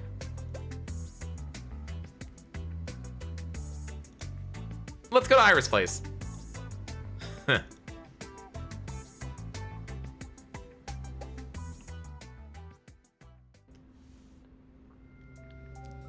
So, you know everything. Depends on what you mean by that. More or less, yeah. He knows my theory. I know it's dumb. Didn't ask for an opinion. We'll just go and see if it has any ground. Wait, so you told Vadom about Ira's... What? Her illness? Don't worry. He won't tell anyone. How are you so sure? I won't. Huh? We have a promise. I'm not snitching. He owes me, big time. That's kind of the reason he's here at all. Don't try and treat me like your lapdog now. I'm not doing shit for you after today. Yeah, whatever. I look at Garen. Him knowing those things about Ira. Those really compromising, shameful things.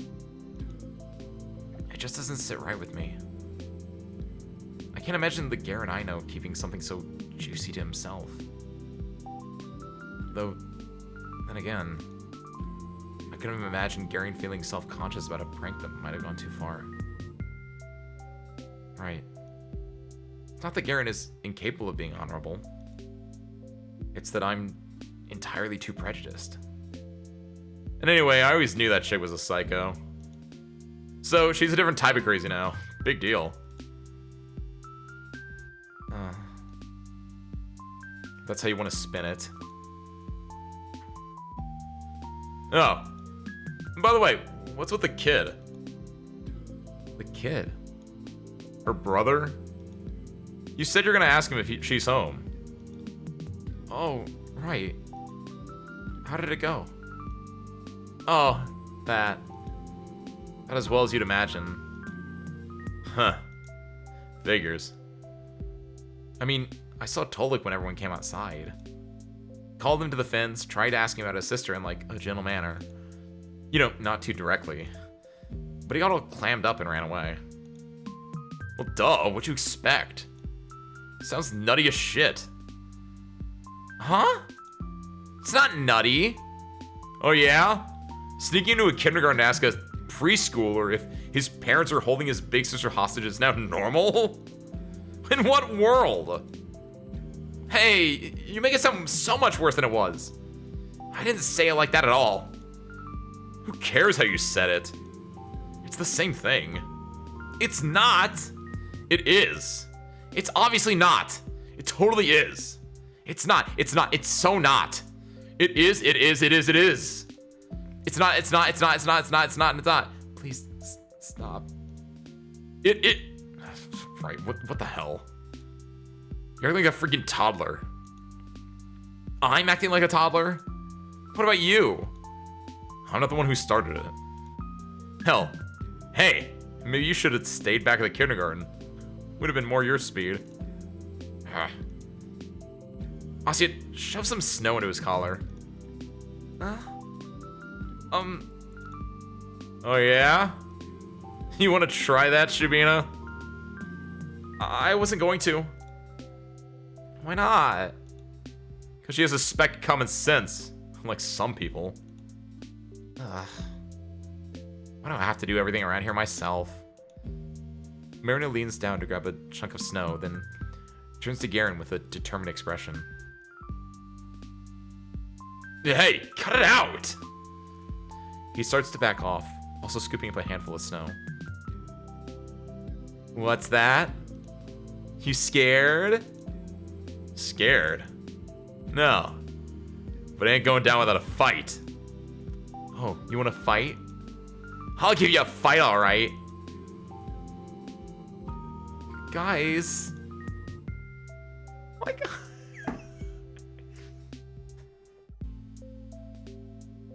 They're so adorable. No, I hate this.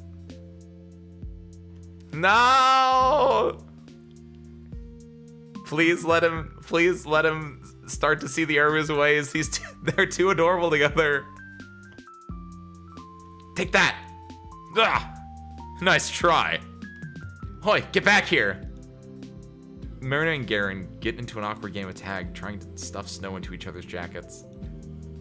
I try to call out to them again and again, but it's like I'm not even there. Ugh. This is already a mess. He is. And that's why, like, the entire time, like, I wanted to have a redemption, but, like, I don't want him to be, like, fully redeemed, right? I want him to, like, he still has to work his way up to being a good person. Like, it's a forgive but don't forget kind of a situation, but, like, there's a goodness in his heart, and, like, I have to go with the idea that, like, of what Asi had said originally, where it's like he's like, I have to be the big bad bully for my friends. I gotta act like the tough dog in school, right? Bow wow.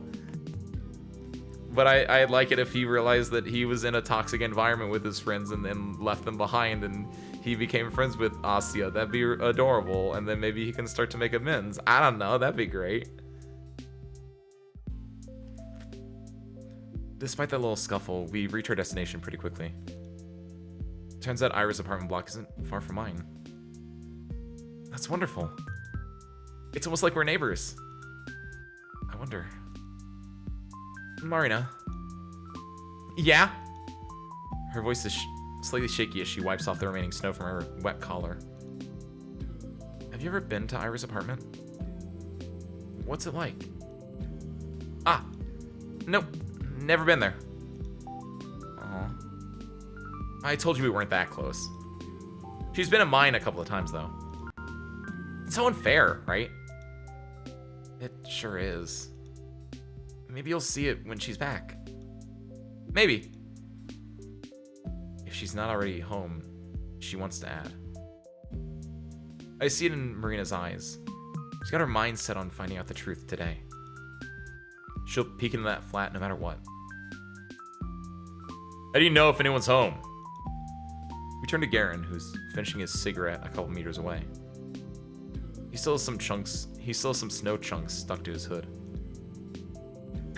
I'm glad you asked. I had plenty of time to spare before going to kindergarten. So I stopped by the hospital and asked them about Nurse Grichevskia. So she works night shifts. Better. She hasn't come into work since Ira disappeared. Hear that? Looks like my theory isn't so stupid anymore. Huh. It's still stupid. Rena sticks out her tongue. Why do you keep calling it that, Vadim? I don't think it's that dumb. You serious?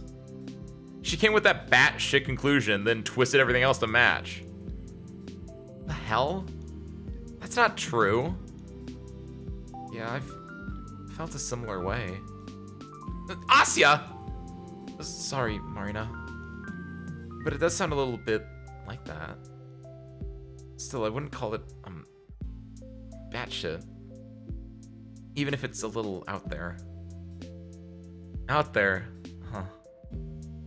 You know, if there's even a 1% chance she's in there, I have to try. I don't care how dumb it sounds. I agree. You never know until you check. Shibina, you can say that about frickin' anything. You can. But incredible things happen all the time. So, I don't believe we should be calling any bold ideas stupid or crazy or anything like that. Bold ideas? Please. Aliens crash landing in Tungska is a bold idea. This is some cheap twist she got from a detective novel. I think both of those are rather bold. Though, I believe it was a remote energy transfer. In Tungska. Or that one. Seems far-fetched. Read some eyewitness reports and nothing that suggested electricity. Oh, well. Electro explosions and fires of that magnitude won't look too different to an outside observer, I think. And it doesn't have to be electricity, right? There are other forms of energy out there. Nikola Tesla could have given something else a try. Please. Tesla's like the electricity guy. You think he'd randomly start playing with, I don't know, plasma? Actually, I was thinking something like lasers. Guys, what the heck are you on about? Right. That's not what we should be concerned with right now. It's been...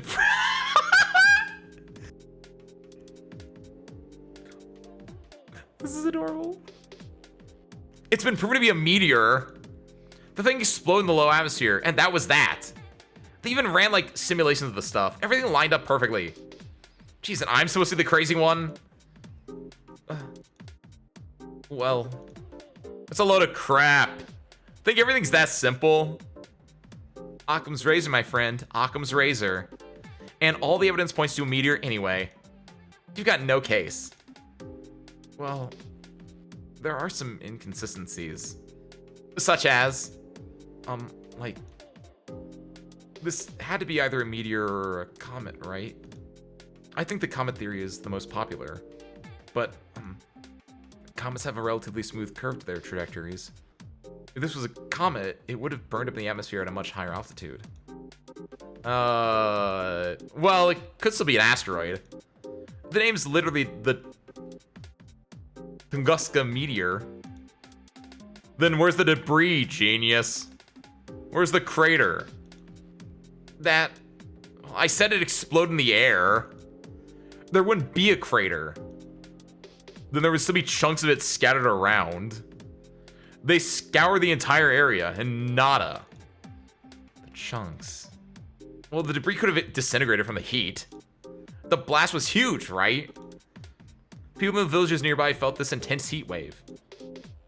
Could totally melt the thing. Melting? Ha! I knew you sucked at physics, but that bad? Oh yeah, because your alien spaceship version is so realistic. Actually, there's also the extinct comet theory. Our conversation continued like that for the next couple of minutes. Wow. Never guessed I could discuss a topic like that with my schoolmates. Especially Garen. Even though Ivan's opinion is so different that the exchange borders on being a full-blown argument, I think I'm having fun. It's strange. It wouldn't be much of a dialogue if everyone sat and nodded their heads in agreement, I suppose. That much is obvious, even to me. I just forget how things like this are meant to feel. When was the last time I've done this? Have I ever done this? Maybe I never have. Maybe I was never supposed to. Now I'm not so sure myself. If I were never meant to find myself in a situation like this, then the only way this could have been made possible is through a blessing. That's the only sensible answer. The only reason why I can enjoy things like this despite my inadequacy. Of course. Naturally, it's a gift.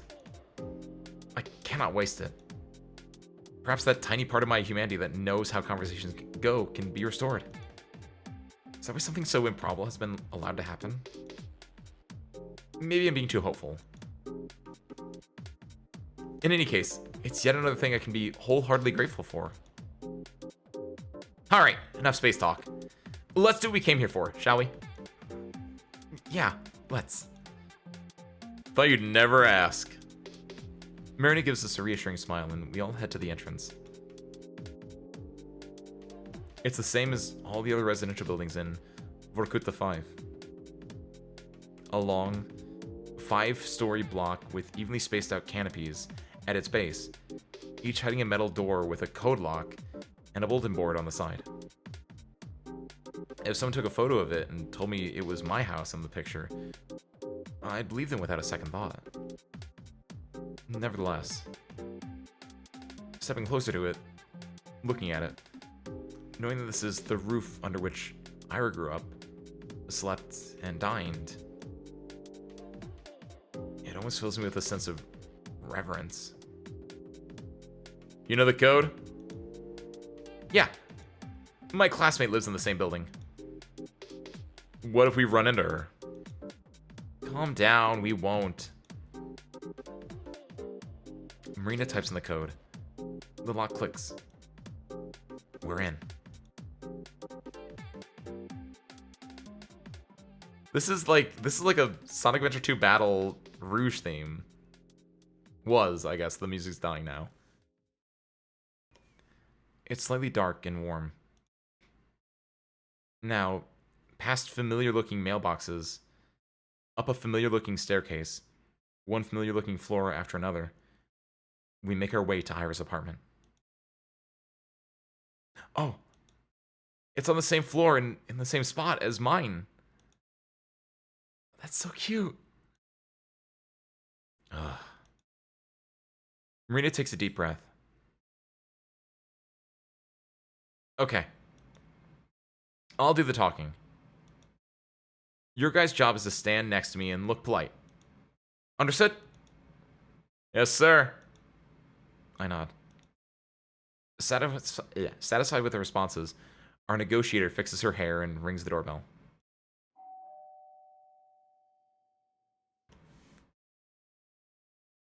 A couple seconds pass in silence. Marina's about to reach for the button a second time, but that's when we hear steps approaching from inside the flat. Then, pause. We stand still. I can almost feel it on my skin. The person's gaze from the other side of the door, scanning us, through the people. Finally, there's a snap, and the door opens in a narrow light strip. A woman's face peers out, looking disheveled. Her tangled hair is the same shade as Ira's. Yes? Good afternoon! We're Ira's friends from class. We nod politely. Friends? Yes! Yes, we've been really worried about her. I can't imagine what it's been like for you. I didn't know she had friends at school. Why wouldn't she? Ira's the coolest girl I know. Right, guys? Yeah. Yes. The coolest. And very kind. Agree. We went to the cafe, like, all the time. How come she never told you?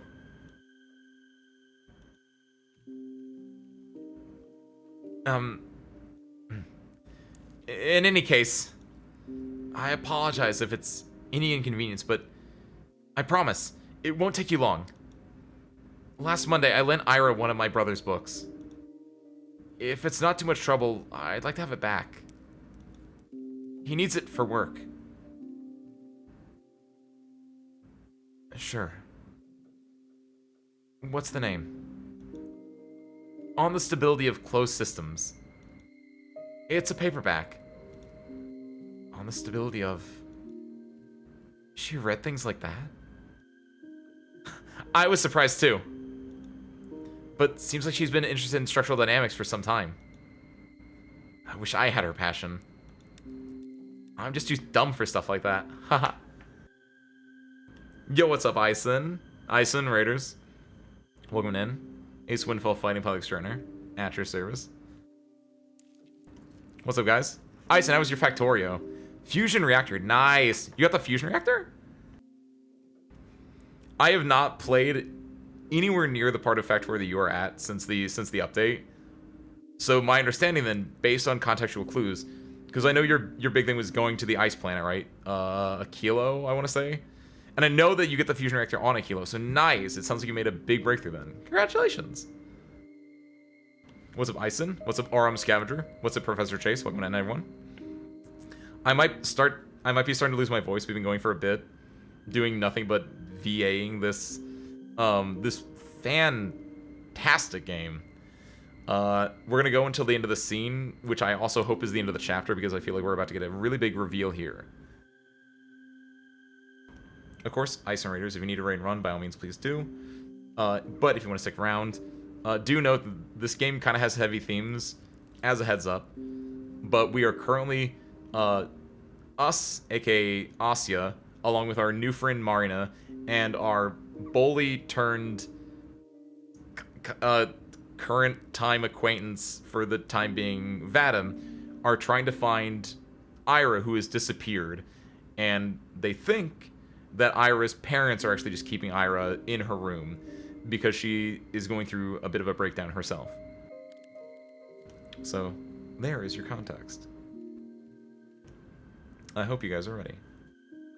Actually, conquered a kill. I only have the final ship left to build and escape. Nice!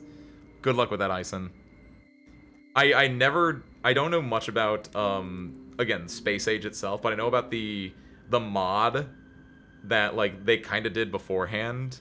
And if it's anything like that, oh, it's gonna be a bit of a thing. So, you're right, no luck required. Good skill, Ison. Also, thank you, Huey. I do need this. But I think it's too little too late in the grand scheme of things, because I've just been going for a long time.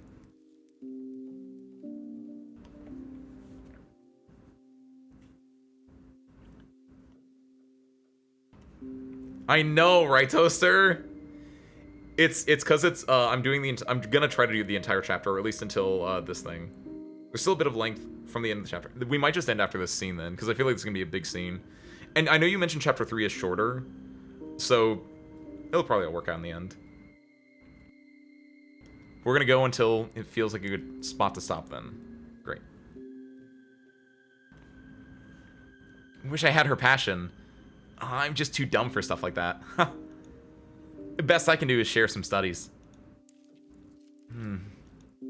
I see. Something softens in the woman's eyes. Okay. I will go look. Oh, that's alright. We can... The door slams shut and we hear the sound of a turning lock.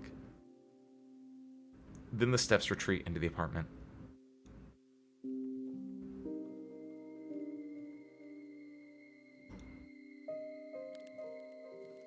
Thank you, Kiwi. I'm interested then, because I assume it's either this scene or the next scene. I hope. Great job. Shut up. Marina hisses quietly. Shut up. Don't move yet. It's going as planned. Is it? To me, it looked like we just got the door slammed and shut in our face. She said she's going to look. Just wait. When she comes back here empty-handed, we'll offer to search for it ourselves. She closed the lock just to go inside for a couple of minutes. Think she'll let us in all willy-nilly? If my theory's right, she won't. That's when we'll have to force our way through. I'm counting on you, Z.A.T.O. Are you serious? What's that? Can't push past a fragile little lady? Of course not! It's just... Hush! She's here. Was it Pluto? Jump screen. I opened this app again and found you playing Z.A.T.O. It's so good. It's been a very, very enjoyable game. The door opens again. The woman peeks out. There you go. What? Uh-huh. A hand emerges from the slit, holding a small soft-cover volume. Your book.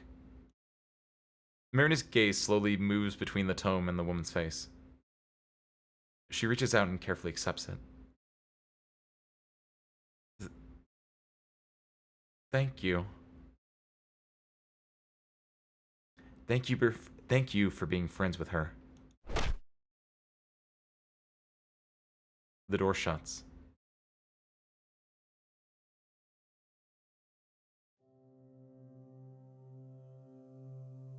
So now my question is, did she actually lend her this book? Or did she make up that as like a lie? And then... Oh. Marina flips through the book's pages absentmindedly. So, did you actually lend Ira that book? No. I don't think so. No. Oh. You don't think so? She shakes her head. She gives me the tome and starts digging through her bag for what must be the 4th time already. Damn it. Where is it? What the hell? I look down at the stability of closed systems in my hand. Just like Marina said, it's a small paperback and a worn out one at that. The year of issue says 1966. I open the book on a random page.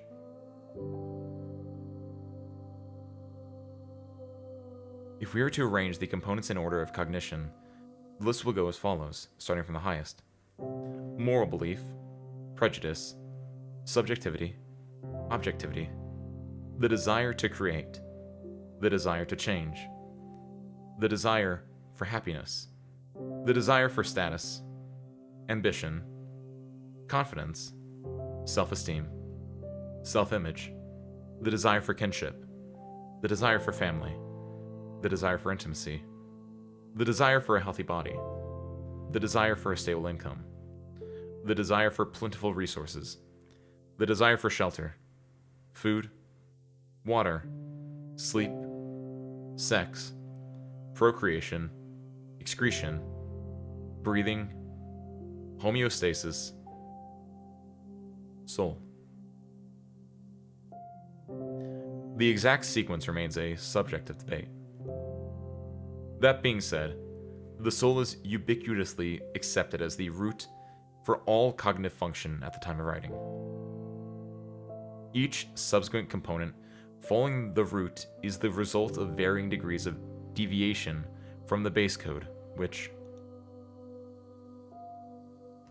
You digging for gold in there? I took our copy with me to show her mom in case we ended up searching the room.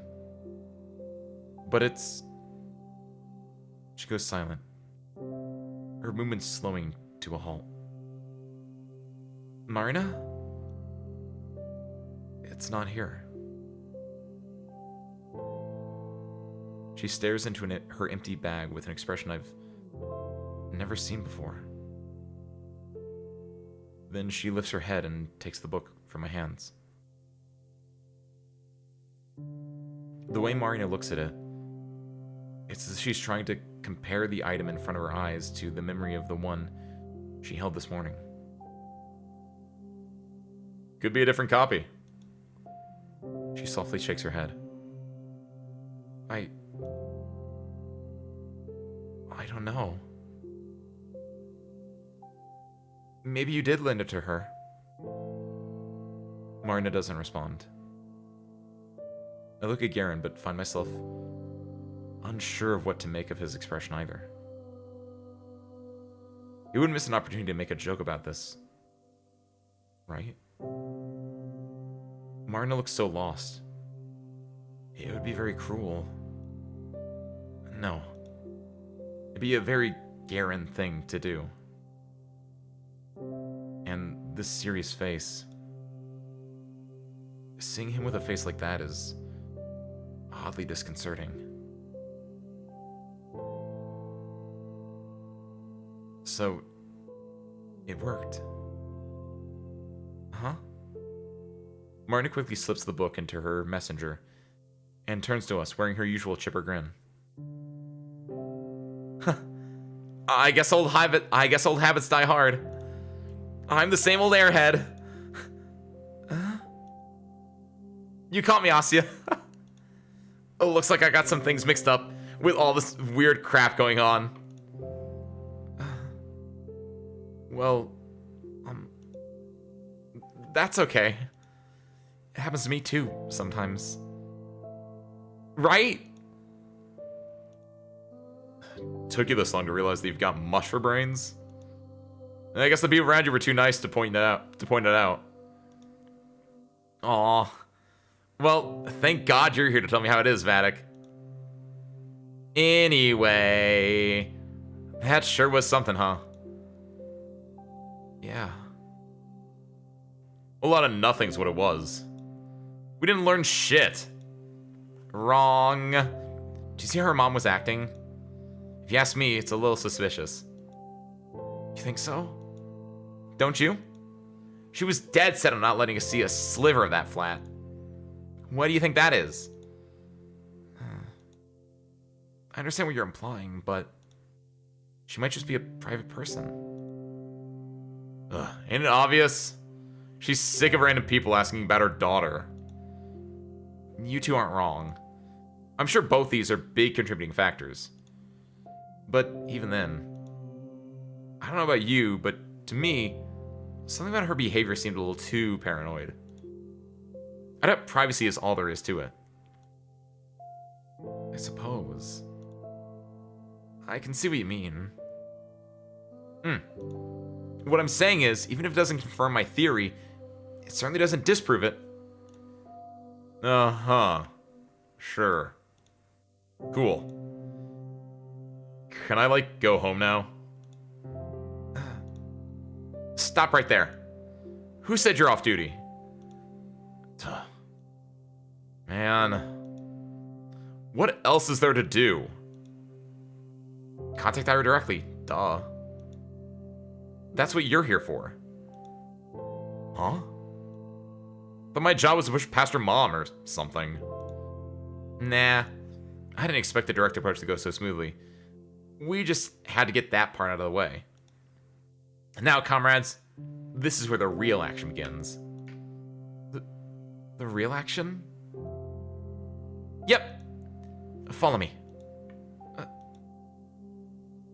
can hear Garen sigh behind me. Martin leads us right around the building, stopping on the side that looks out to the neighboring apartment block. And what are we supposed to do here?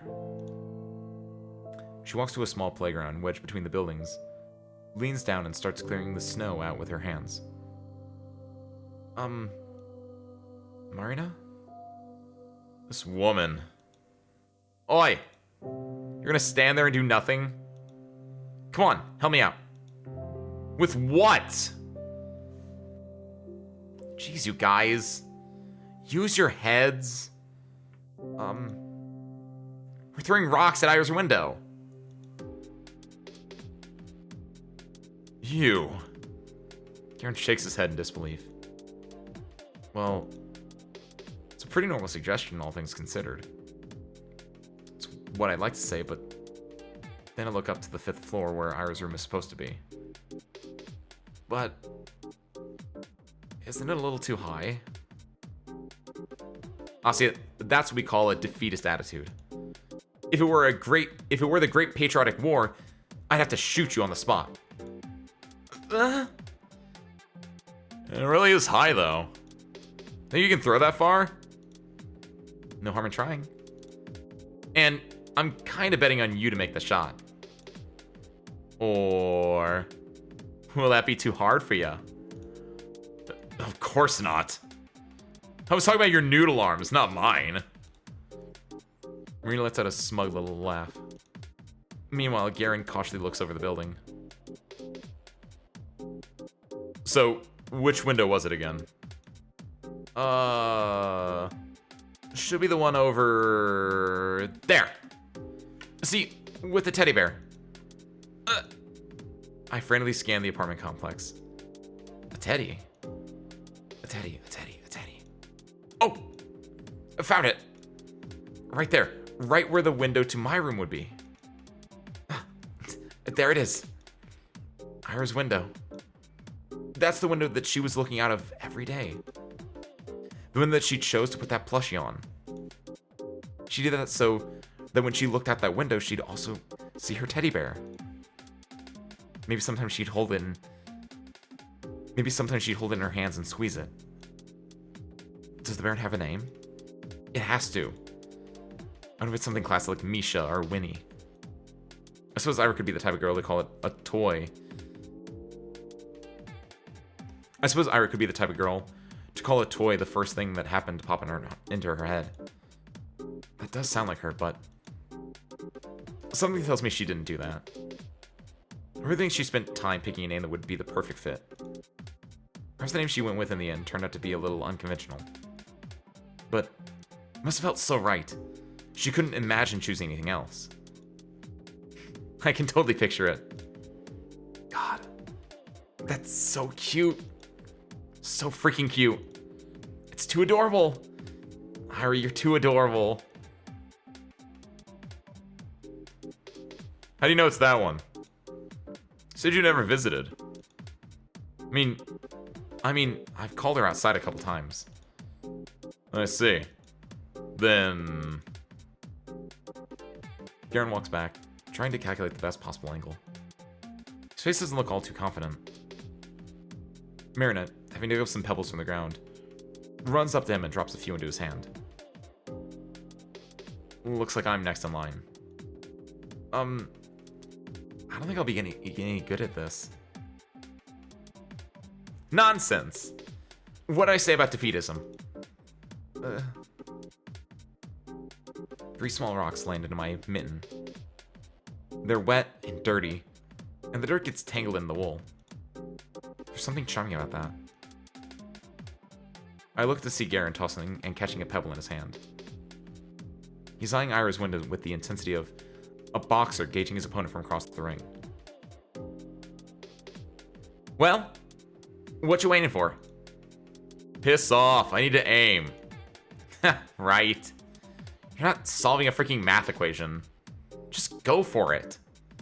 That's how the pros do it. Oh yeah? Gonna lead by example? With pleasure. Marina gives us both a challenging look, then turns to face the block. She takes a couple steps back, gripping a pebble in her hand. Then she exhales and... it lands in the snow.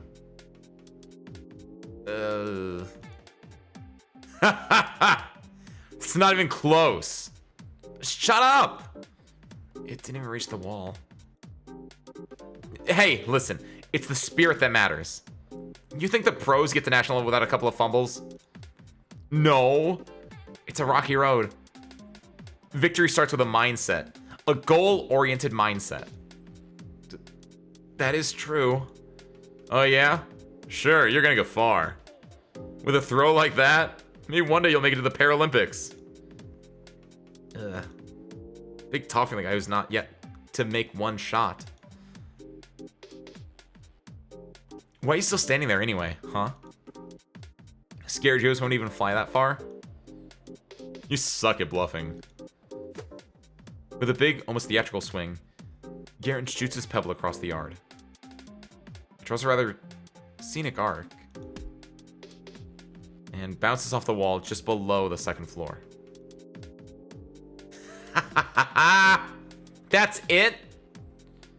Better than your set excuse for a throw. It's nostalgic. Years pass and you still pitch like a toddler. Zip it, Kaplan, or you're catching the next rock. Oh no, we're on a surname basis now? He's serious. You bet your ass I am. Listen here. First one to hit the target wins. Loser buys soda. Ha! Sure, you're on. Asya, your turn. But do I have to? It's pretty far. Come on, it's just for fun. Can't do much worse than me. Well, if all three of us are playing, how do we choose the loser? If the winner is the one who wins the game, you can't have two losers, right? Whoever hits the lowest, whatever. Just shoot already.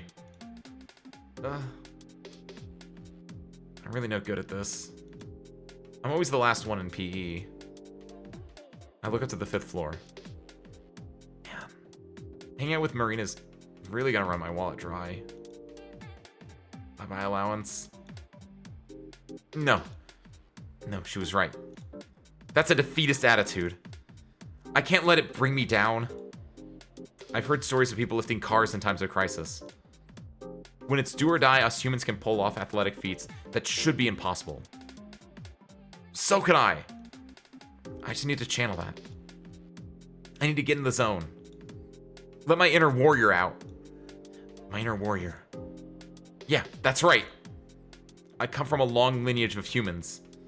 The blood of prehistoric hunters flows in me. The ones that hunted mammoths. The ones that chased their prey for days on end. I think I'm feeling it. I can feel it. I can feel the adrenaline pumping. Someone's looking determined. Yeah, that's what I like to see. Show us how it's done. I take my swing. I'm sorry, Marina. I may not reach the 5th floor. What's up, Moose? What's up, Raiders? Welcome in. Ace Windfall, Fighting Pilot Sterner, at your service. Moose, chatters, how was your stream? How was your just chatting stream? Was it pure on just chatting, or were you guys doing some other stuff into just chatting? We're currently doing, reading through chapter 2 of Z.A.T.O, which, is a fantastic game. I'm fully losing my voice.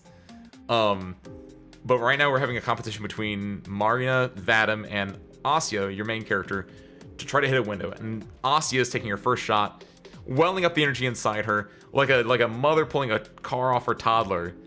And we're about to see how it goes. Thank you for that, Moose. Big appreciate that. But I hope your stream went well. And of course, Raiders, Moose, if by all means you need to lurk, get food, any of that good stuff, by all means please do.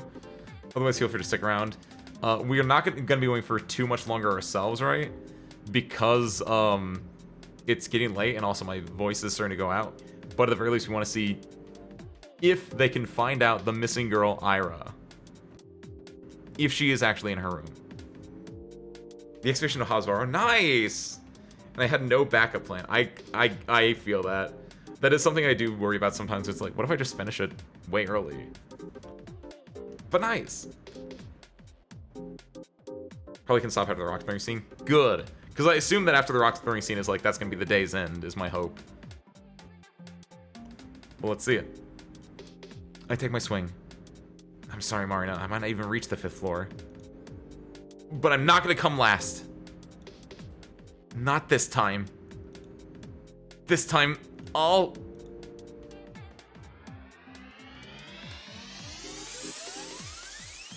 So they're gonna go real great or real terrible. Boom. Oh, it went real terrible. Oh, dang. Did you... Why is your mouse bandaged? Did you end up, like, getting yourself when you were doing gunplay the other day?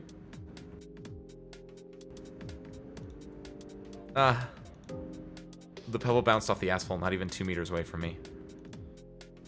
I stand frozen in place. My... ancestry. Well, everyone's off to a great start, it seems. Huh. This is just sad. Can I just drop out? Please? Marina takes in my pitiful look and sighs. Yeah, maybe sit this one out. Winning against you will feel kind of cheap. Right, no fun in that. Out of the way then. Kaplan, ready your wallet. With my Olympic self-esteem in shambles, I scoot to the side. It's okay. Some people are not made for this. It's okay. Oh shoot. Good Lord, Moose. I hope you start feeling better from that, because that bound to hurt.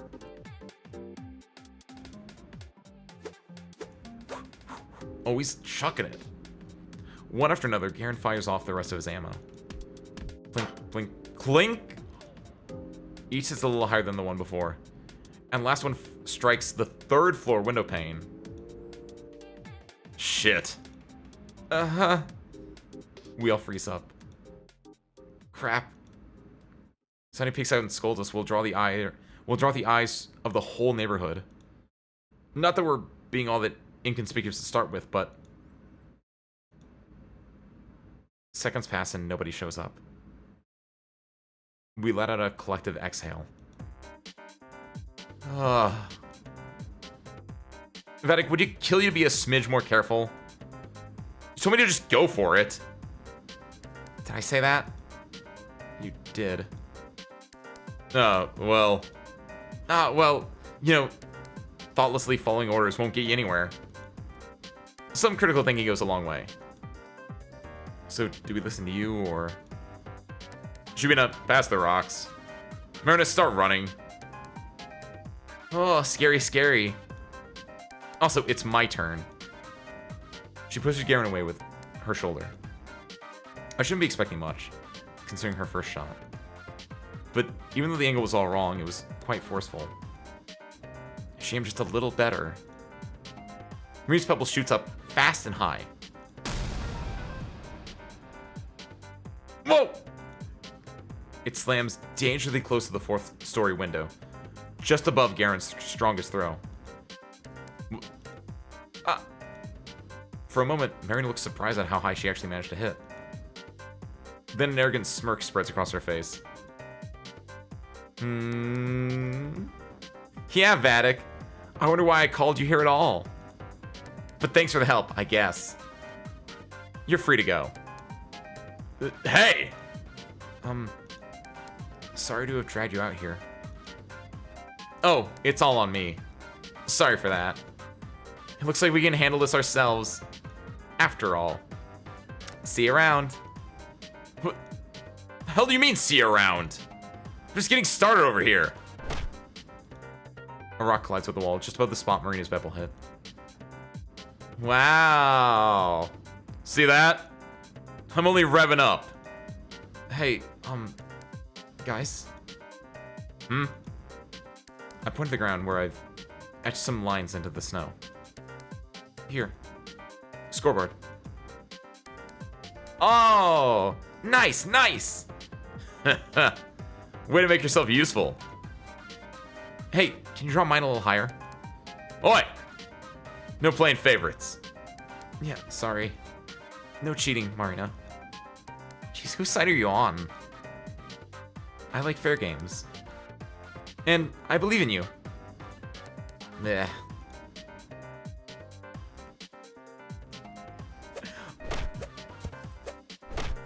This is such a beautiful scene. I love this.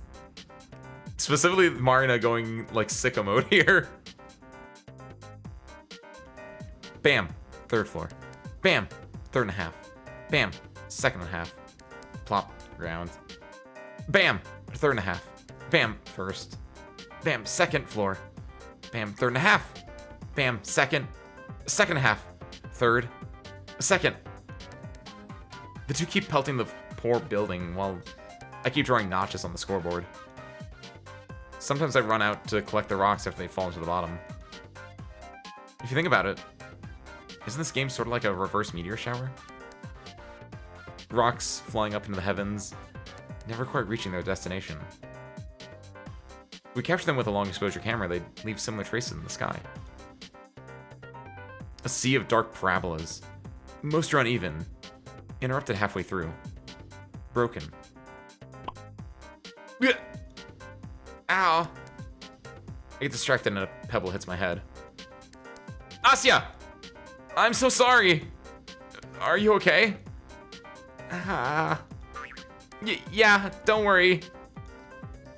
Please, keep going. Jeez, Shubina, watch where you stand. Sorry. Whoosh, whoosh.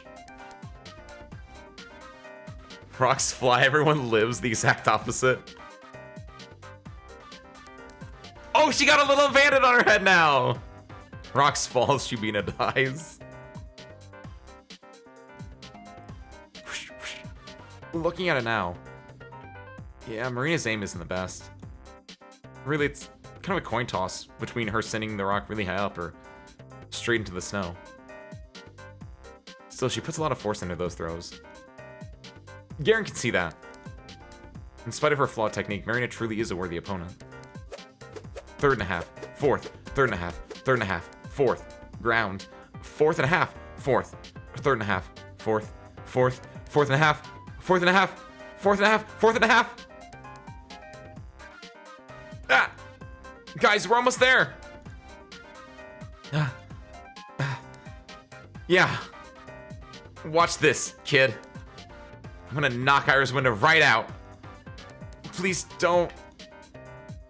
Who are you calling kid? Make way. Damn it. Whoa. You almost got it. Seriously? Next one's gonna be it. Count your prayers, Kaplan. And your cash. I take cream soda, by the way. Cream soda? Really? That's pretty cute. How is it? Whatever. Actually, it's not very fair to you, is it, Asya? What do you mean? Vatic, we can't leave the Squire out. Squire? The loser buys 2 drinks. One for the winner, one for Asya. You're so eager to spend more money, be my guest. Oh. Well, I like Duchess. Heard that? Sure did. And for your information, I'll be having Tarhun. Course you will. I'm so lucky. No matter who wins, I'm getting a free soda. Being a wimp has finally paid off. Alright. My shot. Get going, Vatic. The store's right around the corner. Just throw already. Marina gets into position. Haven't missed one in a while. Got a good feeling about this. She swings her arm back. Wait. What did she just say? Haven't missed one in a while. Marina's aim is all dumb luck. Much like in gambling, it's best to quit while you're still riding high. Otherwise... Marina, careful!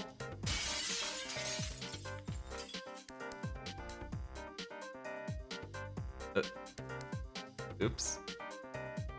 The rock flew fast and high. It went straight into and right through the 4th floor window.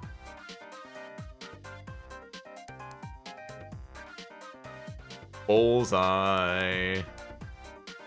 What the fuck? Everyone, run! Marina grabs my hand, and before I can fully process the situation, all of us bolt to hide behind the nearest corner. The man's furious voice echoes between the buildings. You shitty brats! Your parents will pay for this, you hear? Captain! Don't think I didn't see you! Ah, shit. You idiot. Garen leans against the wall, unable to catch his breath.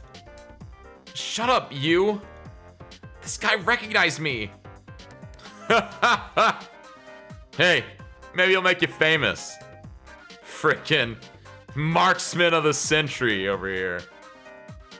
She punches his shoulder, but lets out a giggle nonetheless.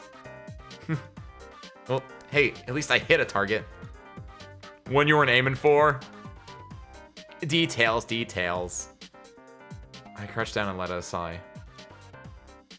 Wow. What a doozy. At least that man didn't seem to know who I was. My dad would kill me if someone complained. Or Marina. That love won't be too mad. Her parents, too. Her parents. I don't think she ever mentioned them to me. Do they work in a different city? Then when does their daughter live in Vorkuta 5? Maybe I should ask her sometime. I look up at Marina, who's still exchanging verbal jabs with Garen. Not sure if I should interrupt, but...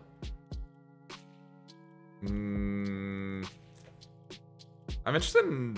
Marina feels... There's a really, really harebrained theory that does not work at all, where Marina and Ira are the same person, but I don't think that doesn't work. There are so many things that are wrong with that theory, but there have been one or two times where I thought, like, that seems interesting. But there are so many things that don't line up that would never be it. Also, thank you, Kiwi. Oh, good Jester Parts. Thank you, Toaster. That's what that was part of it, Kiwi. That was part of what I was thinking, but I was like, Marina and Ira, if they were in the same order, right? If it was like Mirana or something like that, I'd be like, oh, there it is. But it's like, no, it doesn't really work like that. But I was building a web in my head, and I was like, oh, this is stupid. Tear it down. So, what do we do now? Their smiles falter. Maybe I shouldn't have said that after all. Good question. We're all done here, right? Aren't you eager to go home? Sorry to disappoint you, but I still have my plan C. I don't like plan C here, given the other things we've seen C here.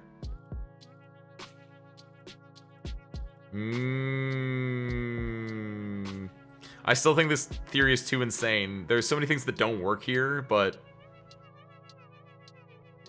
Thank you, Asma. That's interesting knowledge. Plan C.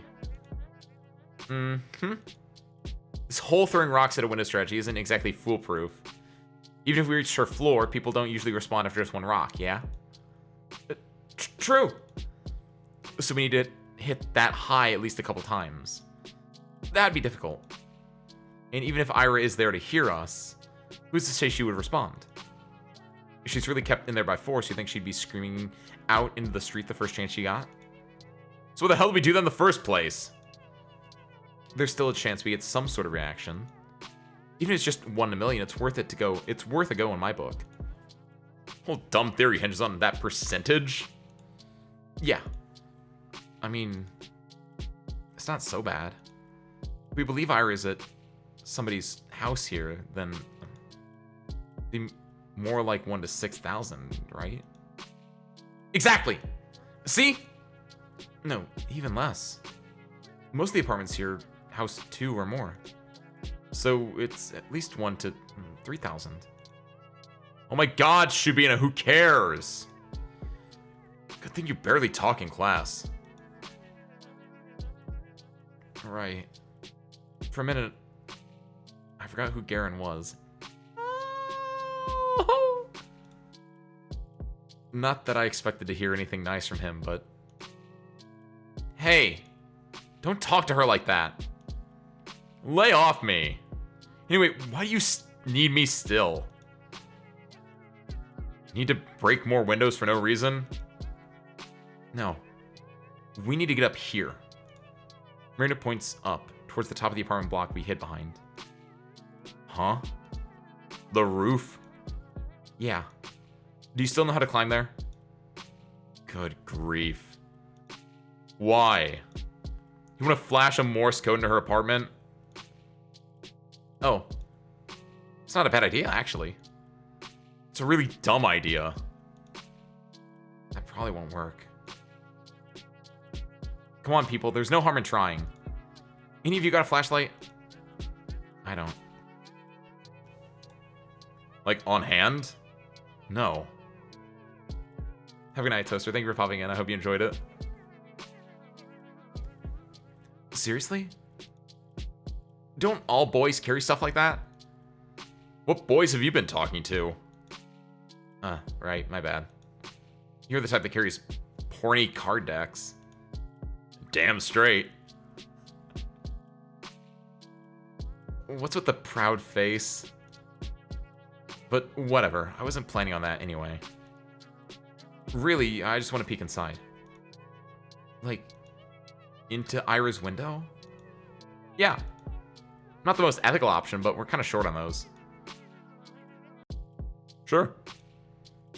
Oh, just like that? No snark? No complaints? Not like that's never worked before. Let's just get it over with. You're right about that. Alright, let's get going then. Okay. And that... Oh. Is this the bit, or is there like a little bit after this, you think? Probably wants to say until the music changes over. Kiwi! Let's get that. On. Feral is... I wouldn't say the opposite of ethics is ferality, but I do kind of like that.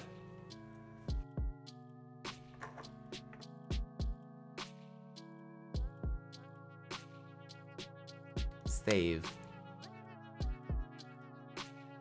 Because it's either here or... I guess let me look if there's like 3 different lines or not. Because I feel like it wouldn't go too hard. If I see something appear on screen, that's when we cut it, though. Apparently, some years ago, Garen checked the access to nearly every rooftop in the city. Not counting the barracks and garages, only a few residential blocks had theirs unlocked. Coincidentally, the building opposite of Ira's was one of them. Little door creaks open on the 7th push. You hear the howling of wind as Garen peeks his head out of the opening. How is it? I feel like we cut it. I feel like we cut it there. Because that will allow us as well. Once we load in, it's gonna load in with like this will be your reminder as to what was happening, right? And then we can go from there. Because yeah, it is extremely late. So unfortunately, we're gonna have to cut it there before the chapter ends. So back to title. That's the one. I like this.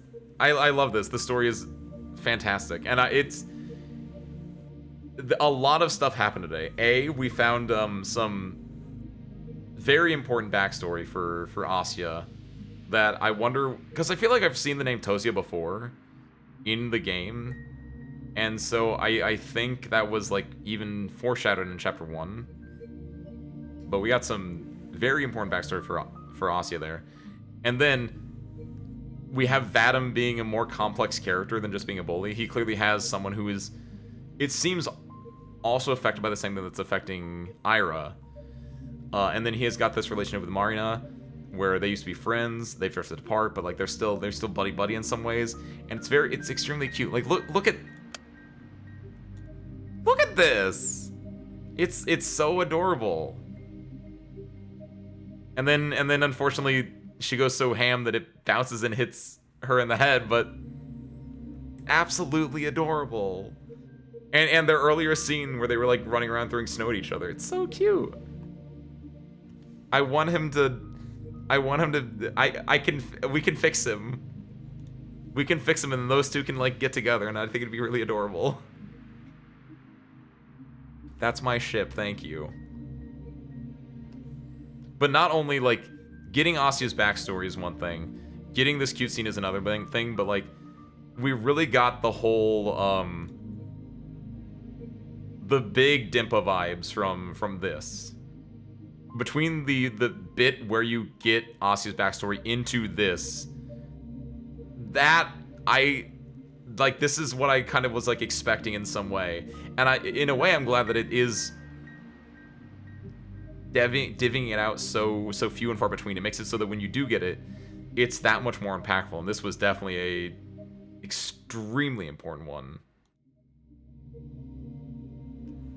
Yes, there's so much good writing in there. The ice symbolism, right? And like the first time she's looking at the window with the ice, that's one of the first times, at least in this chapter, at least in this session today, that I saw like them doing like weird effects outside of the screen. I was like, oh, that's interesting, that's cool. And the entirety of that jam signal C, the beginning part with the timetables, oh, chef's kiss. Chef's kiss. So much good stuff in this. But for the conclusion, you'll have to wait until next week. And hopefully it will be the conclusion. I'd like to believe that we can finish it next week. We're gonna lock in. But until then, we're gonna wrap. So sure, it's late. I don't even know if anyone's like up and at 'em right now. But while I'm looking to see if anyone is up and at 'em, let me tell you what we're doing the rest of the week. It's Thursday, so not a lot. But Sunday, we're doing some Stardew Valley. Monday, I still don't know what we're doing. I haven't decided on Monday. Tuesday, we're doing Arknights. I found out that the event is a vignette today. That makes so much more sense. I don't know why, but I kind of thought it was like a real event, but then it turned out to be a vignette. So we're going to knock out the entire event on Tuesday. Without the reading, we're just going to do the stages. It's kind of fun when that happens. Which is cool because we did reading the last like 5 weeks basically, so cool. Oh yeah! Hold on! Before we end, and also then next Thursday we're gonna wrap this up. But before we end, thank you, Asmo. Oh my god. My voice kind of came back at the, I know it just cracked right there, don't talk to me. I was about to say my voice kind of came back at the end there, but I think Susan knows we're near the finish line. Hold on a second. It's true, at this point, Abby, it's true. I mean, like, even reading, I think I've said this before, I don't like reading off of stream. Reading on stream gives me, like, a purpose, I guess. It's very much like, it's hard for me to start reading things, but, like, when I do it for you guys, then it makes me feel like I'm doing good, so thank you. You guys keep me accountable, I guess, or something. But, so screw. Very important. I love Z.A.T.O. I'm gonna have to close this game though, because instead, we're not even gonna get the full screen, the true TGA experience. Kiwi, don't threaten me with a good time. Also, I don't think we are allowed to do that, but does it have volume? It does. Take a look. What a sight to behold. This does not look like a... This is... Whew.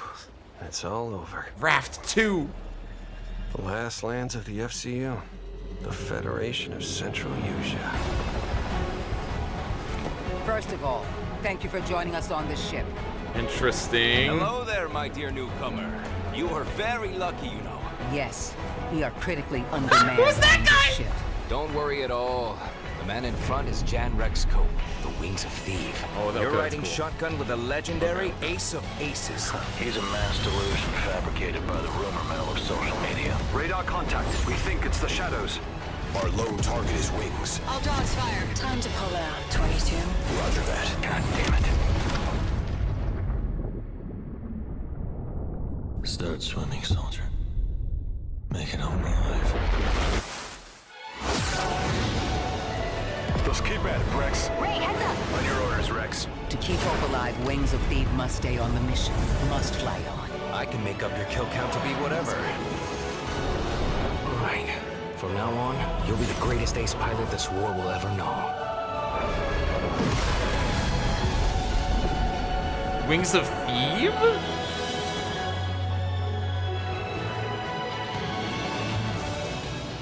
Yeah, bring that dog back. Must stay on the Hold on. Okay, so the most important thing for this is, what the fuck is this? Very lucky, you know. Yes. What is We are all of critically this undermanned part? on this ship. I don't know. I have very conflicted feelings about this, and I don't know how I'm gonna feel about this. Are we controlling it, or is it first person? Like is it cutscenes? Is it controlled? I don't know how I feel about this. It really depends on how well it's played off, but this is the biggest thing to me is like this was, oh, it's like a cinematic cutscene, right? But like, what's going on here? What is this? It is Aeon, and that's the weird part.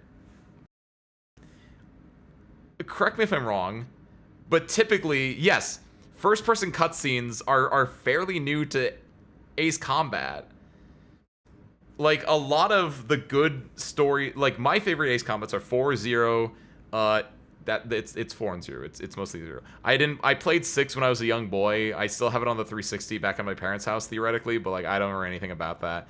And 7, I have thoughts on that I said earlier in the stream. But basically 7 is like 4 stories in a trench coat, and it's kind of a mess, and so I don't like it that much. It has like really good ideas, but it just keeps faltering off. And the DLC does a really good job of like making a good self-contained story. DLC kind of saves it in a lot of ways, but everything about the game itself peak. But like 0 just beats it because the story in 0 is so much better. But like, yeah, there's no first person in like I think any Ace Combat. I don't know about X. I don't know about. I'm pretty sure 6 doesn't do it.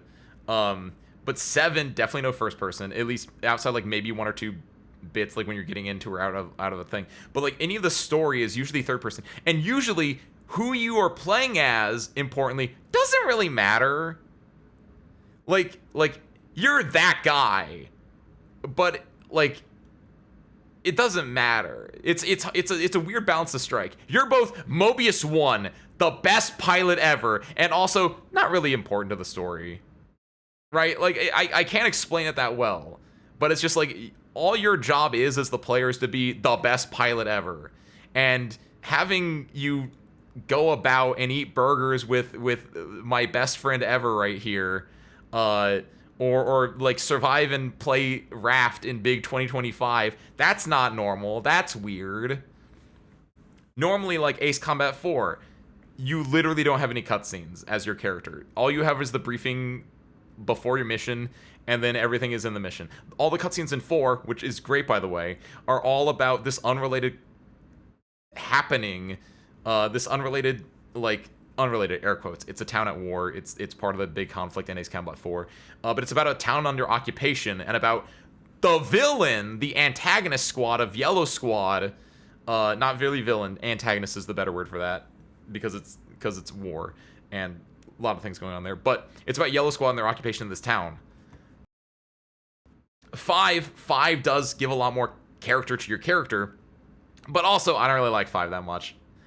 5 was alright. 5 is whatever. 5's biggest flaw is that it was early 2000s CG, so it did not age that well.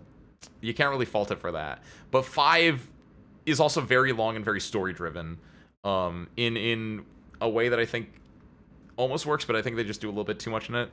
And yeah, you are a main part of that story, and you actually have to you get dialogue options. That's really cute. You use the D-pad to like respond to people talking to you. And like there is a cutscene with like your character, and like you do have like cutscenes with your characters, and it's a little bit weird. It didn't work out for me that well, so it was kind of whatever, but there's an idea there. 0, the best one, easily. You are Golem 1. You are the Demon King of the Round Table. You are that guy. You also have no real relevance to the story outside of the fact that the big bad at the end of the game is your wingman. But like realistically, like you're just out. You're like it doesn't matter. There are like no cutscenes in there outside of one of the coolest like things in any of the Ace combats is it uses full motion video cutscenes. They didn't like use CG.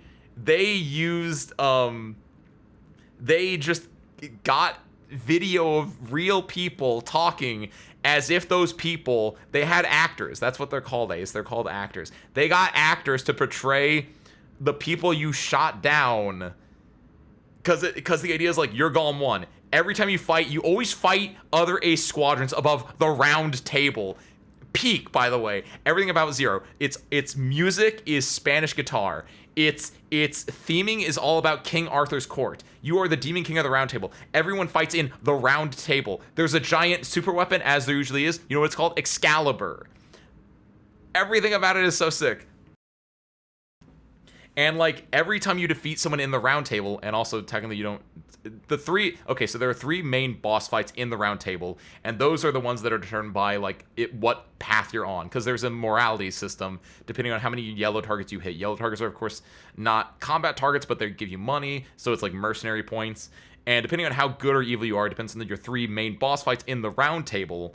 And you'll always have a cutscene over after that, but there's also cutscenes after 3 main story boss fights. The duo at the beginning, whose name I don't remember, the middle boss, whose I don't remember either, and then obviously Pixie at the very end. But like the best part is after the 3 roundtable boss fights, you'll have a fight with you'll have the cutscene, full motion video cutscene, and it will just, again, your character doesn't really matter outside of what the FMV boys tell you, where they're like, Demon King of the Round Table, Golem 1, yeah, I fought him.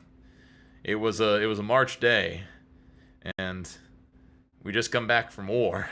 I don't know. I don't remember any of them off the top of my head, but it's just them talking about you, because you're a legend. What you actually do in your free time doesn't matter. 6, no idea. 7, you have like your own story about being like, you're in Magic Squad, I think is what they're called. And then I'm not gonna hold any punches on this one. The stupidest thing ever happens where I still don't understand it. It is the most contrived like BS I've ever seen, where it's like, yeah, mission 3 to 4 to 5. Like we could do an entire stream on this, and we should not be doing this at 1 o'clock at night Central Standard Time, but Ace Combat 8 came out, or is announced. What is 7's plot, and why is it that like, okay, you're in Magic Squad, and it's like, okay, we're in Magic Squad, whatever, and it's like, you kind of like start as like you're a rookie or you're an upstart, and like you don't have a whole lot under your belt, but like you're gonna do your best, and then it introduces like the idea of the president is gonna get away in the helicopter. You got to get rid of the drones, because the drones are the big plot device of 7. That like every single time, mission update drones, which is awful, because if you want to fly like there is no good ground only stage, because there's always going to be a mission update where you have to fight drones, and so the Warthog is terrible in it. That's unrelated. That's a gameplay issue, and also a story issue. But like I get the idea of like, okay, going in with drones, sure. That's the thing, Kiwi. You don't start as a felon. It's also not always about the felon squad, which is the issue. You start as Magic Squad, you accidentally destroy the president's chopper, killing the president, and so you become a felon off of that. But like the way it's set up is so stupid, because it's like, obviously you're fighting drones, and then you as a player, like no matter what happens, you get a cutscene of you shooting down the helicopter, and it makes you feel bad as a player. And not like I didn't like get it way. It's like, no matter what happens, you will always shoot down that helicopter, and they'll always be like, you did this, it's your fault. It's, what are you talking about? What are you talking about? How's it my fault? And there is an idea that they could do there, but they don't, where it's people messing with your HUD. Because there are missions later in the later half of the game about like, oh, hey, we don't know if these guys are friendly or foes. The IFF signals are messed up. And they could have used that. They could have tied that in to that story beat, but they didn't. Instead, they're just like, yeah, you shot down the president. Not really. It's not really your fault, but we're going to use you as a scapegoat anyway. That's fine, whatever. You become a felon. You do felon, like, squad for a bit. and then like you're such a good boy and you save someone that they're like, hey, you felon and felon wingman, you guys can join our squad instead. And so you join like spear squad or whatever it is. I don't remember what it is. And then you do that for a few missions, and then they EMP the place, and so that's when the IFF starts getting messed up. Other things happen. You end up the very last mission. You're on an aircraft hangar. You're on an aircraft carrier, excuse me. And they call you the 3 strikes. You know why? Because you've gone through 3 different squad affiliations, and so you have a scratch off on your plane for every single affiliation you've been with. And okay, calling it the 3 strikes, that's kind of cool. And it doesn't really happen until the very end of the game, though. But it's like, and the felon squad, by the way, who you think you're going to be with the entire time, they go off on their own thing, and they get brought up like 2 other times, but nothing happens with them. They show up in like 1 mission after that when you're on an island together, and it's, I don't know. I hope 8's better. I don't know what this is. Big maybe hours. If it works, it works. I don't care. All I know is this is different. That doesn't mean it's bad. That doesn't mean it's good. It just means it's different. Sure. I do like this. Let's keep at it, Rex. That's the game. That's what Your orders, for. Rex. To keep Hope alive, It looks like we're gonna be playing as Rex, or our wingman's gonna be Rex, though. So that's what we got. But no, that's what I got. Okay. Now we're done. Thank you. This has been your ace combat moment of the year. I don't know. I don't talk about it that much. You don't play it, so I don't get to talk about it that much. But I like this series that I only really got majorly acquainted with like in the last 5 years. I do, Kiwi. It's not fully the same as mine, but I can appreciate the one to look like the end fall that I am. You get the W when you hang out with I. Someone cool taught me that one. All right. Good lord, I'm done. Let's go to bed. Honestly, Sir I love you. I just want to go to bed. I'm gonna send you guys to the void this time. Oh, hey, you guys can see everything. Cool. Either way, yeah, no, I'm just gonna send you the void. I'm like, please go check out everyone there. They're all really cool people, but it's really late, and I would literally just go in and be like, hey, I'm going to bed, bye, and I don't want that. Go check them out. But with that, everyone, thank you guys for watching. I hope you enjoyed it, and I hope to catch you next time. Peace out, everyone.